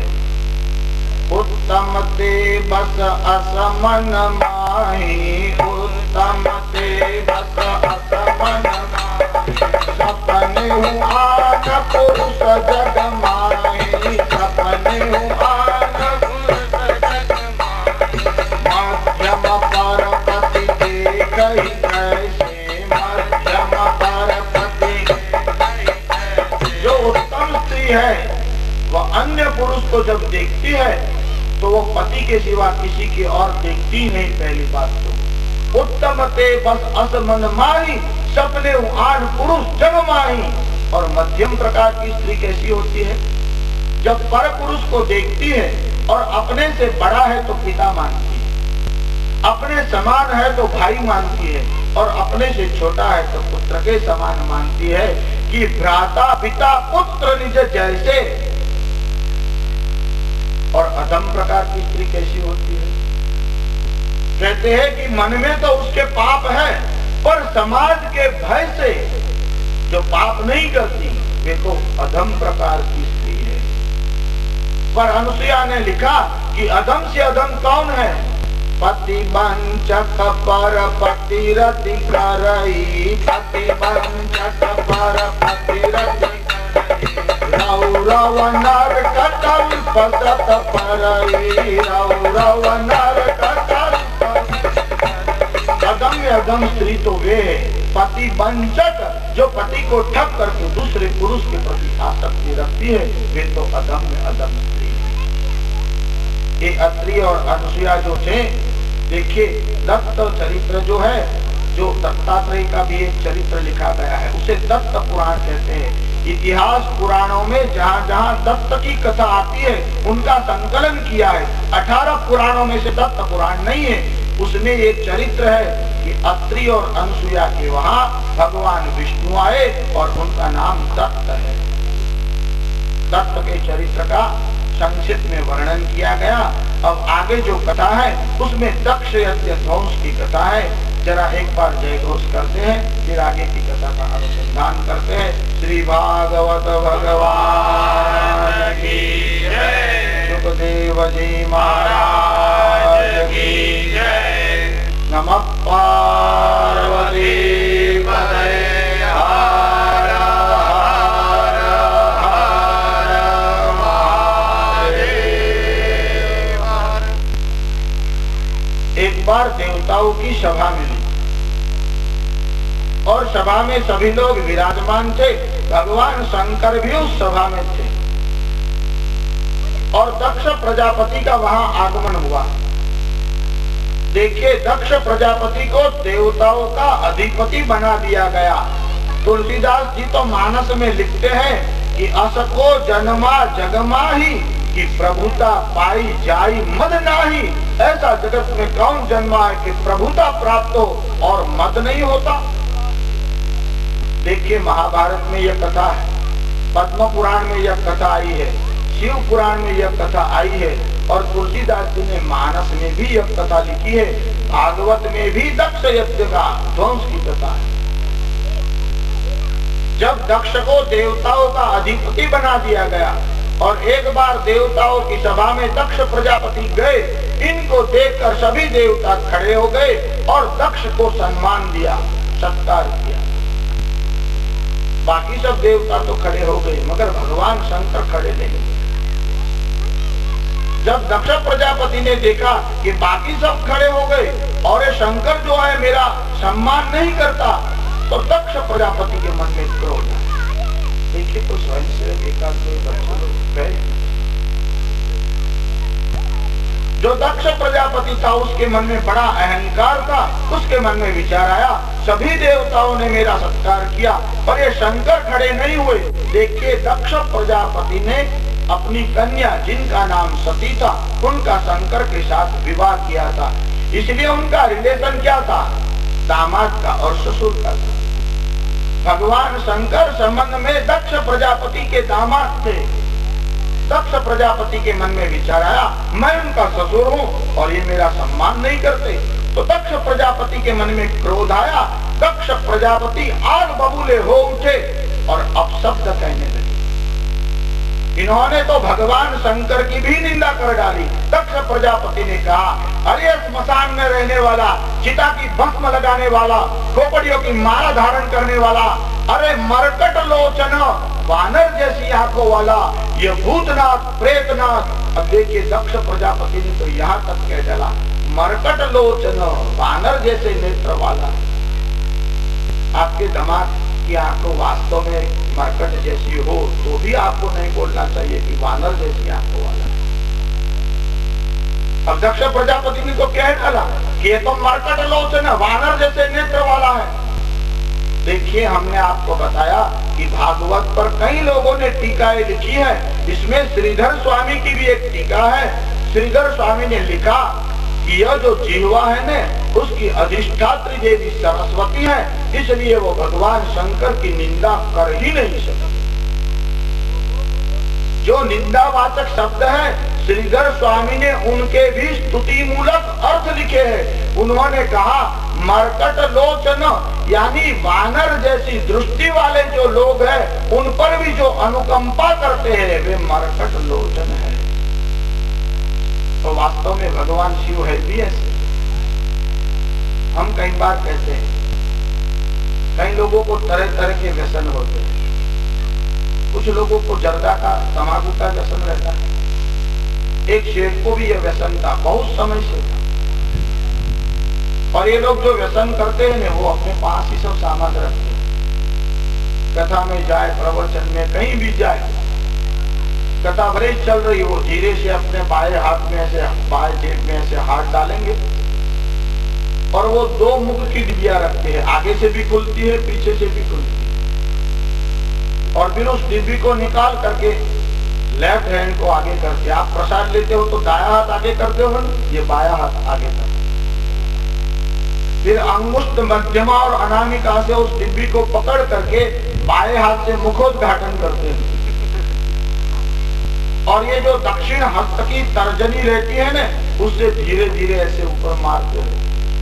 और बाएं हाथ में जैसे ही वो बाहर आती है, फिर तर्जनी से वो पीछे का हिस्सा है, उसमें से चूना ऐसे निकालते हैं उल्टे नाखून से। और जो बाएं हाथ में प्रसाद लिया है ना, उसके ऊपर चूना लगाएंगे और अंगुष्ठ से ऐसे मर्दन करेंगे, जीव ब्रह्म विच माया, जैसे मानो जीव और ब्रह्म का मिलन हुआ। और दोनों का मिलन ऐसे कराने के बाद ये जो दक्षिण हस्त की तर्जनी, मध्यमा और अनामिका है, इन 3 अंगुल से वरदान देते हुए कहता है कि जब तक जीऊंगा तेरा साथ नहीं छोड़ूंगा, नहीं छोड़ूंगा, नहीं छोड़ूंगा। एक बार नहीं, 3 बार वरदान देता है। और 3 बार ऐसे वरदान देने के बाद बाएं हाथ को ऐसे हिला करके दक्षिण हाथ के अंगुष्ठ, मध्यमा और अनामिका से अधर माने नीचे के होठ को खींच कर ऐसे ऊपर रख दे। और अगर कोई बड़ी पत्ती जीभ के ऊपर आ जाए तो थू थू थू, वो ऊपर जाए, यमदूत राह देख रहे, यमदूत भी उसके ऊपर थू थू थू ही करते। और कुछ लोग तो यहाँ अंदर भरकर ही रखते हैं। पता नहीं यहाँ के ब्राह्मणों का तो मुझे, हमारे यहाँ पे कर्मकांडी ब्राह्मण बड़े डेंजरस होते हैं। इतनी मुंह में भर देते हैं और फिर मंत्र बोलते हैं तो और अंदर से मुंह में से वो निकलता ही रहता है रस। अब एक तो महाराज कथा करते और उनको ये आदत जर्दा की, और इतना खाए मुंह में ठूस देते, अब बोलते तो मुंह में से थूक बाहर आता। अब कोई यजमान बाहर बैठा था, कहा महाराज आपके मुंह से थूक आ रहा है। अरे बेवकूफ, यह तो गंगा प्रकट हो रही है। ये ब्राह्मण होते बड़े कुशल, उत्तर तो ऐसा दे देते हैं। किसी ब्राह्मण ने तो यजमान को कहा, तू क्या समझता है, तुझे इसकी महिमा का कोई ज्ञान तो है नहीं, तकार तत्व रूपेण। ये ब्राह्मण तो श्लोकों की रचना कर डालते हैं। और वेद व्यास तो पता नहीं कितने श्लोकों की रचना की, ब्राह्मण को बैठे बैठे ही कोई ना कोई रचना कर डाले। तकार तत्व रूपेण, मकार मोक्षदाय, क्या क्या वो रचना कर दी। और किसी एक ब्राह्मण ने तो कहा, क्वचित हुक्का, क्वचित तुक्का, क्वचित नासाग्रगामिनी, क्वचित सोमवर्षम पित्वा तमाकुम नैव मुंसति। बाकी तो सब कभी कभी, मगर ये तो छोड़नी नहीं चाहिए। और एक तो फूंकने वाला कोई था। लोगों ने कहा महाराज आप? अरे कहा तुम जानते नहीं, धूम्रपानम महादानम गोटे गोटे गौदानम। यह जो एक एक गोटा निकलता है ना धूम का, तो गौदान जितना पुण्य मिलता है। ये लोग ऐसी ऐसी कथाएं जोड़ते थे। हमारे यहाँ गुजरात में भी लोग बहुत निपुण हैं। कोई लोग तो बीड़ी पिया करते हैं। और किसी ने कहा महाराज आप बीड़ी पीते हो? अरे तुझे पता नहीं, बीड़ी तो स्वर्ग की सीढ़ी, तेरा बाप भी गया तू भी जाएगा। अब बीड़ी भला स्वर्ग की सीढ़ी हो सकती है? और लोग अपने व्यसन को जो है ना वो छिपाते हैं, कहीं न कहीं चेष्टा किया करते हैं। तो इस सेठ को भी आदत थी, वो जर्दा बीड़ी खाया, दुकान से घर, घर से दुकान जाता, बीच में शिवालय आता था। और शिवालय में कभी दर्शन करने तो नहीं गया, पर जब तम्बाकू ये लोग खाते हैं न, और जब चूना लेते हैं न, तो अंगुली में जो चूना बच जाता है न, कथा में तो बहुत सुविधा रहती है। कोई कथा सुनता है तो धीरे से पीछे से वो धोती से पूछ लेते, या दरी बिछाई हुई है, वो फरास खाने वाले जाने, आयोजक जाने, वो तो ऐसे पूछ ही लेते। इस सेठ का स्वभाव कैसा था? यह जो चूना अंगुली में लगाता न, तो शिवालय में जाते आते वो चूना लगा देता। ऐसा करते करते 72 वर्ष की अवस्था हो गई।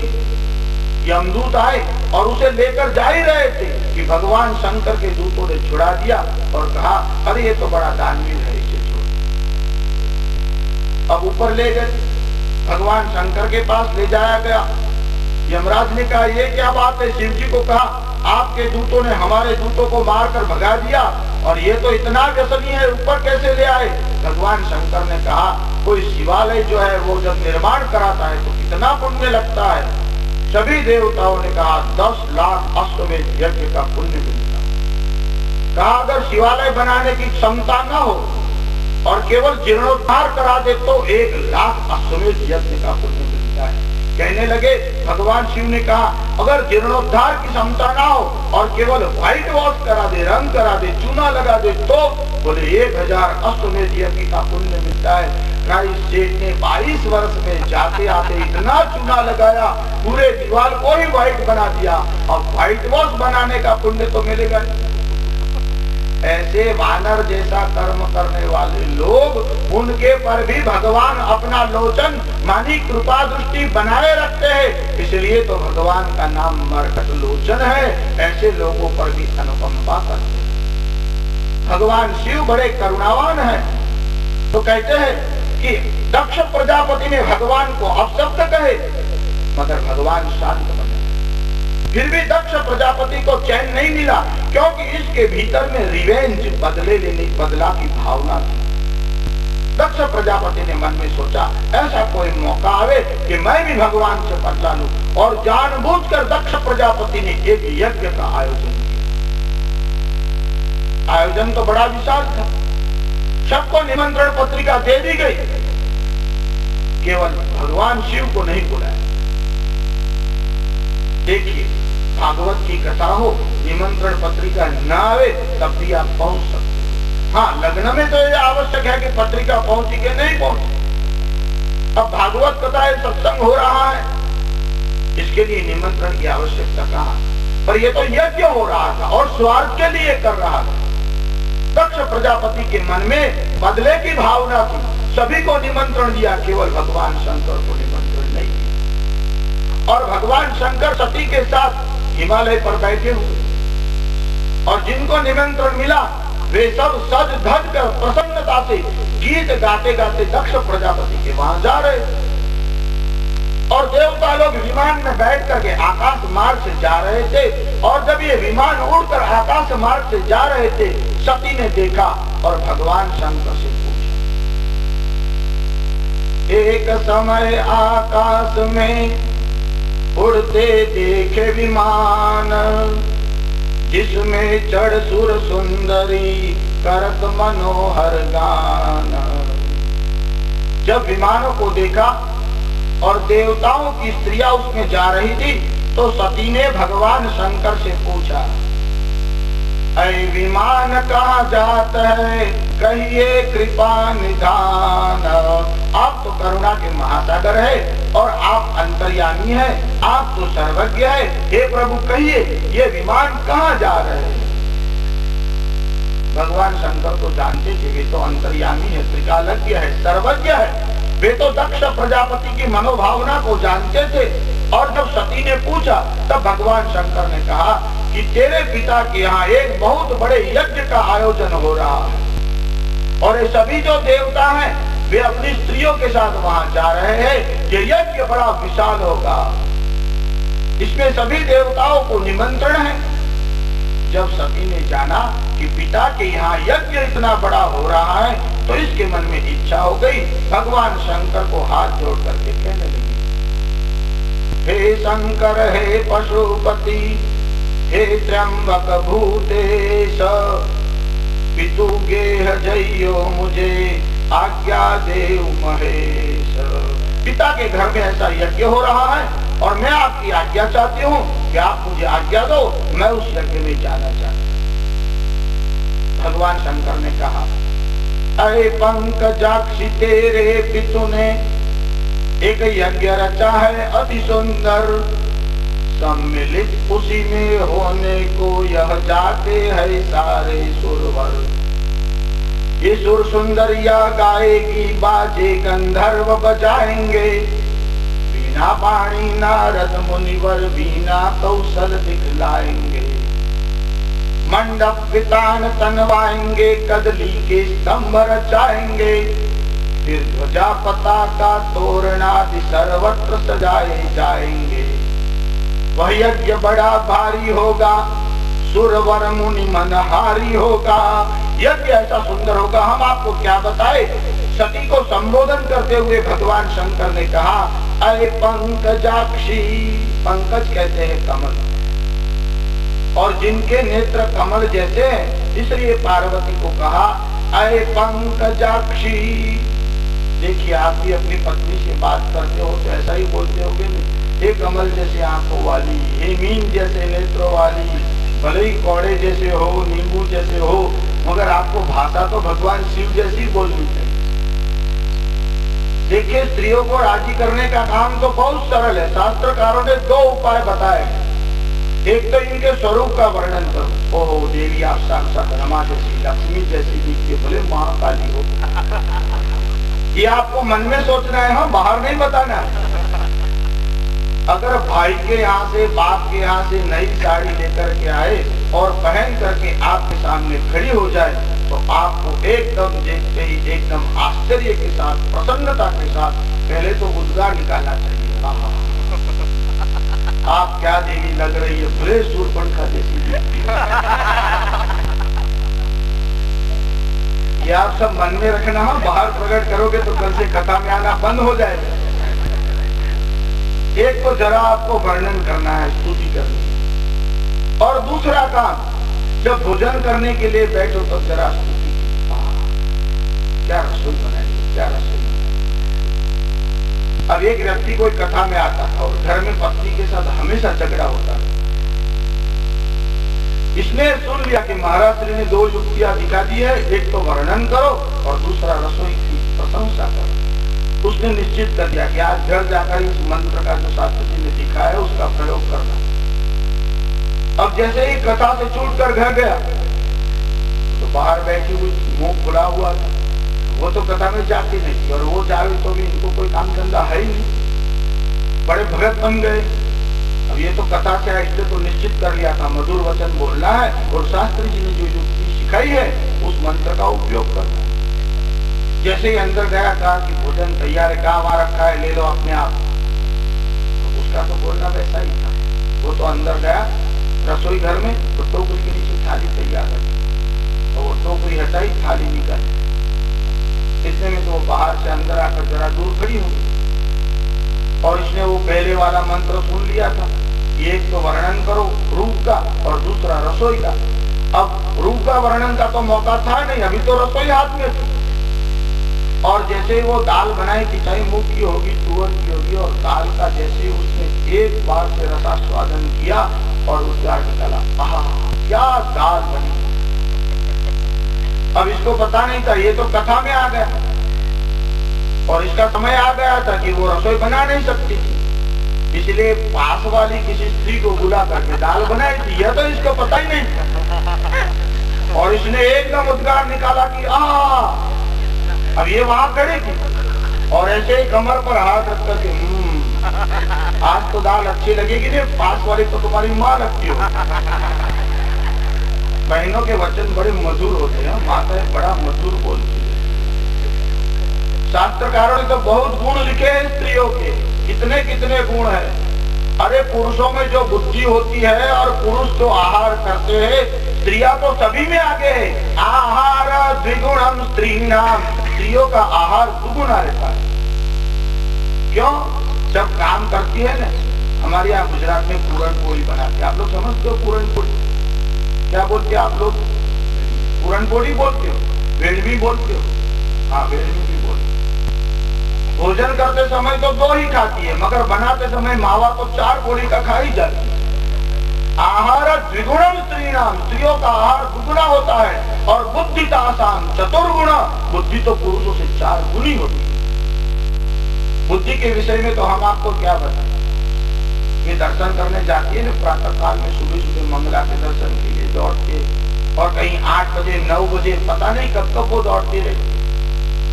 और मंदिर में दर्शन करने गई थी, इधर इनके पति घर पर थे और उनके कोई मित्र आए, वे भी जल्दी में थे। वो दर्शन करके आ गए, उसके पहले तो इनके मित्र आए भी और गए भी।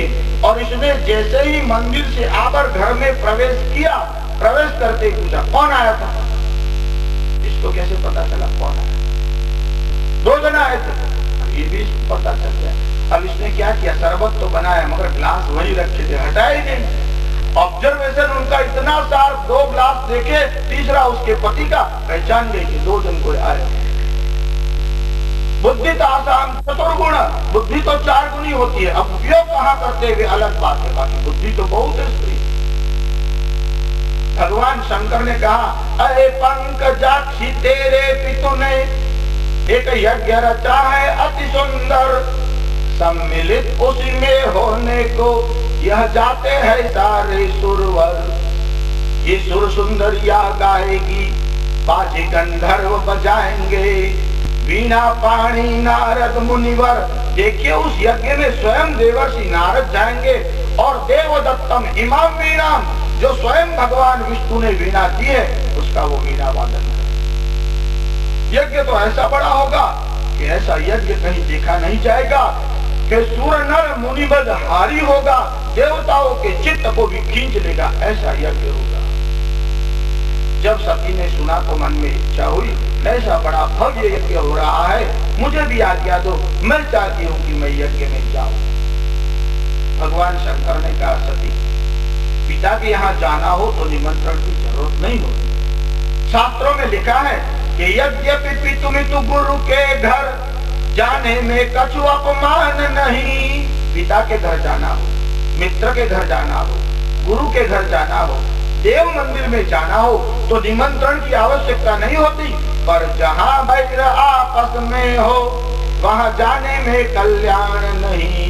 पर जिसके वहाँ आप जाना चाहते हो, अगर वह मन में द्वेष रखता है, शत्रु भाव रखता है, तो जाने में कल्याण नहीं होता। इसलिए देवी भलाई इसी में है कि आप पिता के यहाँ न जाओ।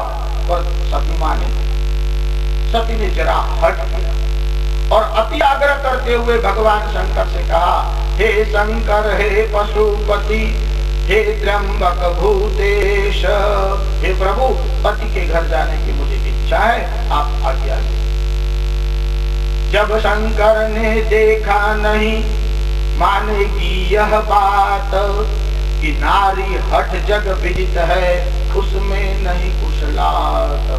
भगवान शंकर ने मन में जान लिया, जगत में कई हठ प्रसिद्ध है, जैसे योगी हठ है, राज हठ है, स्त्री हठ है, बाल हठ है। जगत में 4 हठ प्रसिद्ध है। योगी की हठ भी ऐसी, कभी कभी बालक भी बड़ी हठ करता है। एक बार बीरबल ने और अकबर दोनों में संवाद हुआ। बीरबल ने कहा, कभी कभी बालक ऐसी हट करते हैं कि बड़ों को भी आपत्ति हो जाती है। अकबर ने कहा, वो साधारण और पुरुष को होती होगी, मेरे जैसे राजा को क्या है।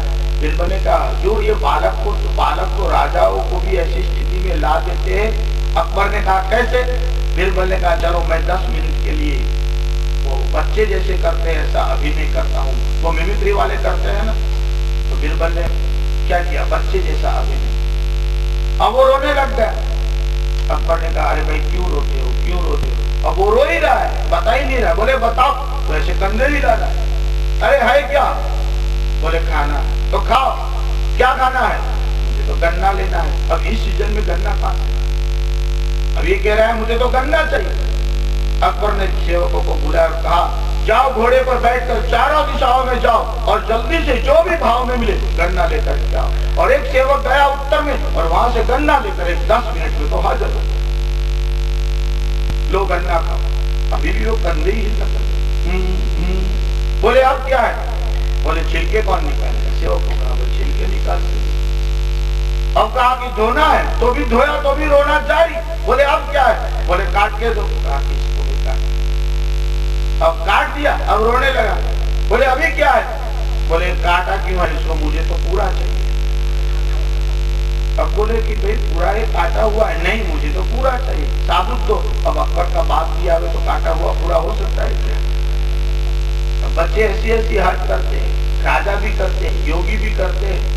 भगवान शंकर ने देखा स्त्री हट भी जगत में प्रसिद्ध है। सती ने हट की कि मुझे तो पिता के वहां जाना है। जब भगवान शंकर ने देखा यह अपनी हट पर अड़ी है, भगवान शंकर ने क्या किया? अपने सेवकों को बुलाया और भगवान ने सेवकों को बुला करके कहा इसे पिता के घर में पहुंचाओ। जब सती को ले जाने के लिए सेवक पालकी लेकर के आए, देखिए पिता के घर जाना था इसलिए जल्दी जल्दी सब बिस्तर बोरी तैयार। बाकी स्त्रियों को बहुत समय लगता है। आपको 6 बजे पिक्चर देखने जाना हो तो बता देना चाहिए कि 3 बजे जाना है, तब आप 6 से 9 में जा सकते। पिता के घर जाना था तो जरा स्पीड से काम हो गया। देखिए पिता के घर जाने के लिए सती जब तैयार हुई, कौन कौन सी वस्तुएं साथ में ली? भागवतकार ने तो ये भी लिख दिया सारिका कंदुक दर्पणाम्बुज। सारिका यानी जो मैना होती है ना, उसका एक पिंजरा सा। सारिका कंदुक दर्पणाम्बुज। कंदुक कहते हैं बॉल को, गेंद को। एक गेंद भी साथ में और श्रृंगार का भी कहीं साधन लिया।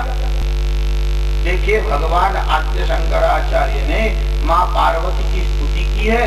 पहले भी स्त्रियां श्रृंगार तो करती थी, वह कैसा श्रृंगार करती है भगवान आद्य शंकराचार्य ने इसका वर्णन करते हुए लिखा है।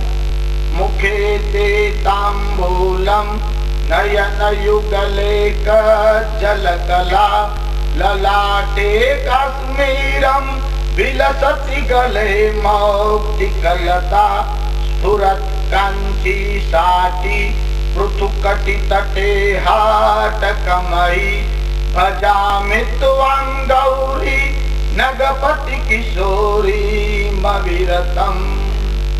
आजकल भी स्त्रियां जाती है तो पर्स में लिपस्टिक काजल सब रखती है ना, उस समय में भी दर्पण रखती थी साथ। ललाटे काश्मीरम विलसति गले मौक्तिकलता, मोतियों की माला को धारण करती थी। यह तो सती का वर्णन है कि सती जब पिता के वहां जाने लगी, अब वो सब श्रृंगार साथ में लेकर के जल्दी जल्दी पिता के वहां जाने लगी। देखिए मन में बहुत उत्साह था, पर जब वह पीहर पहुंच गई तब तो अतीव अबुलानी है। पर वहां जाने के बाद क्या हुआ कि पीहर के किसी कुटुंबी ने उनको नजरासन मानी है। हाँ गला मात का भर आया, आखिर माता तो माता है। भराई छाती भगिनी की तब वह मिलने को धाती है। किसी ने बुलाया नहीं। दक्ष प्रजापति के मन में तो ऐसा द्वेष था कि सती पिता को प्रणाम करने के लिए गई, तब भी वे पीछे हट। अन्यथा तो जब अपनी पुत्री आती तो प्रेम से पास में बुलाते, उसके सर पर और पीठ पर हाथ रखते, बड़ा हर्ष आनंद प्रकट करते। सती के मन में विचार आया कि पिता क्रोध में है, अभी नहीं तो 10 मिनट बाद बुलाएंगे।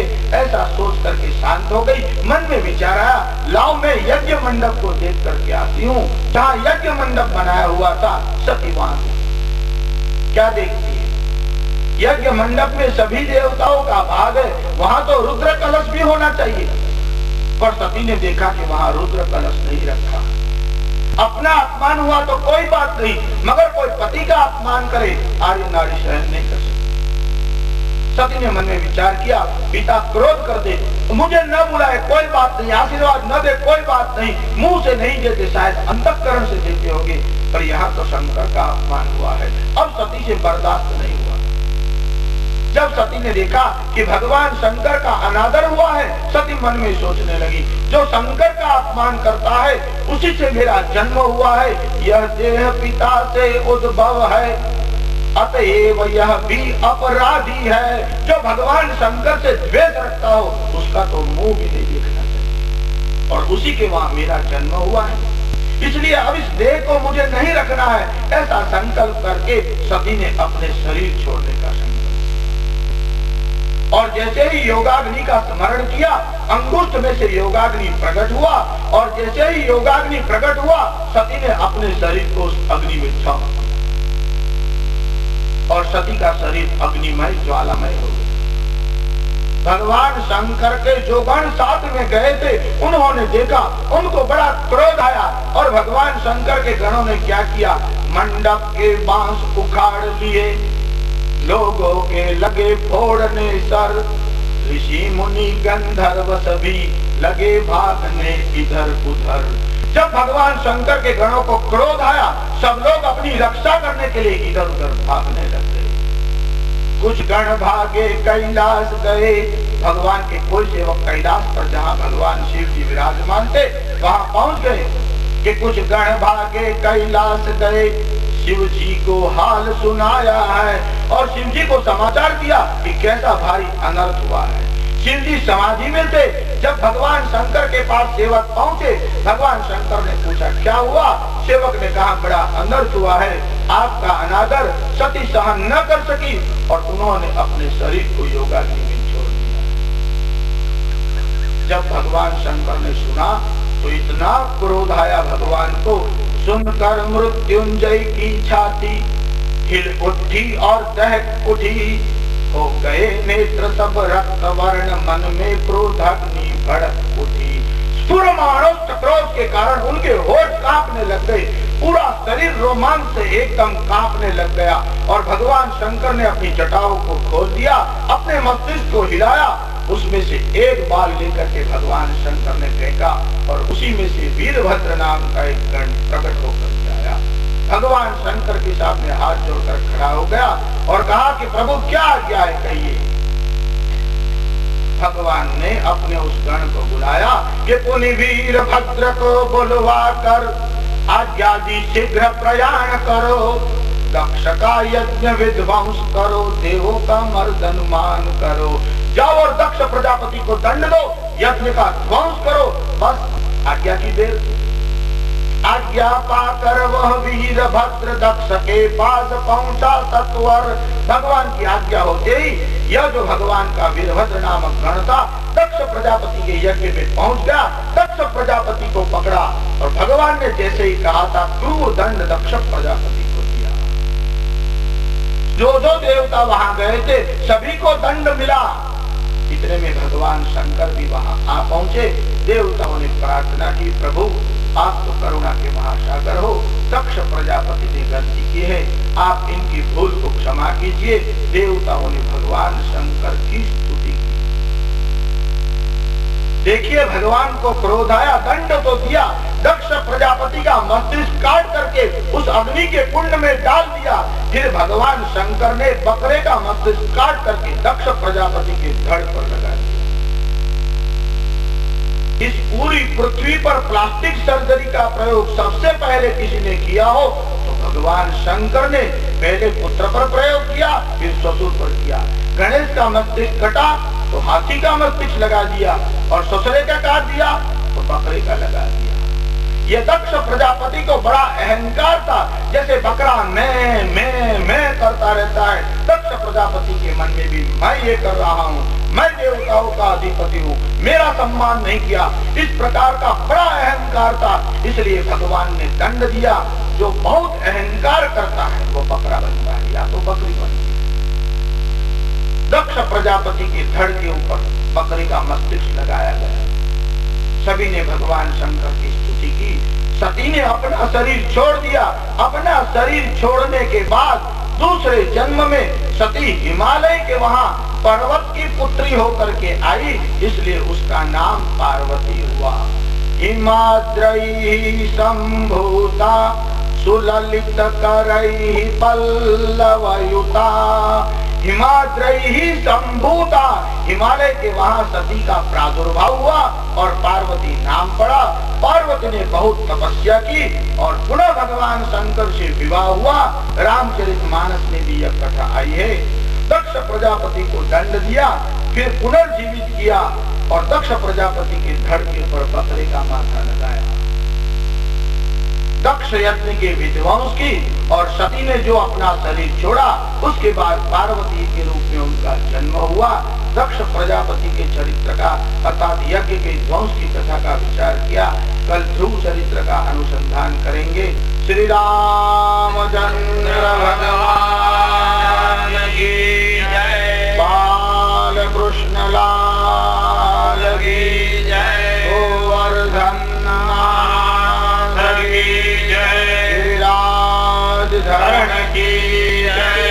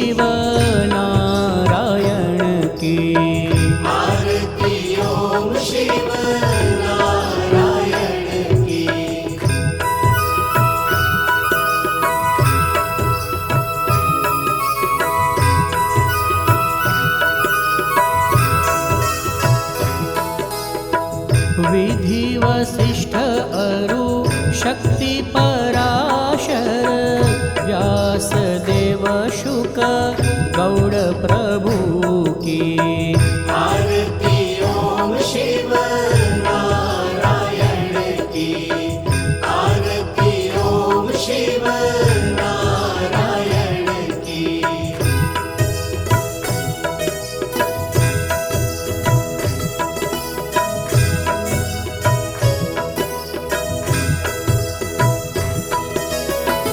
गोविंद मुनियति वर श्री शंकर मत्स्य कुर्मवारा नारायण। आरती ओम शिव नारायण की।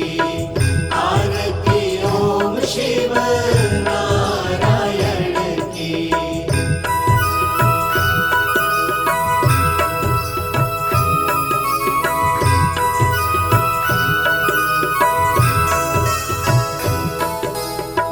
नरसिंह वामन भृगुनंदन की राघव मा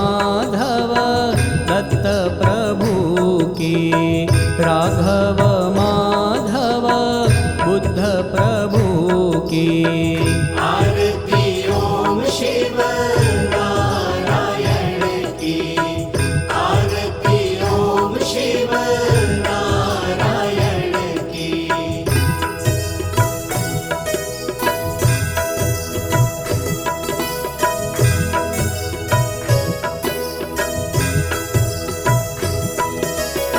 रमा उमा काली माँ शारद कली में पावन कल की प्रभु की। आरती ओम शिव नारायण की।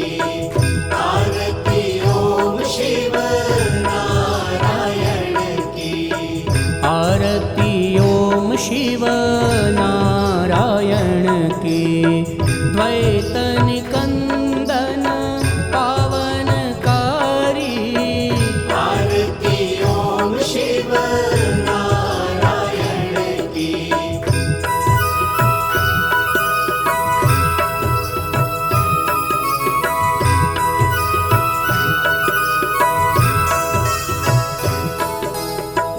आरती यह कोई प्रेम गावे। आरती यह कोई भावे गावे। सोनर हरि पद भक्ति पावे। आरती ओम शिव नारायण की।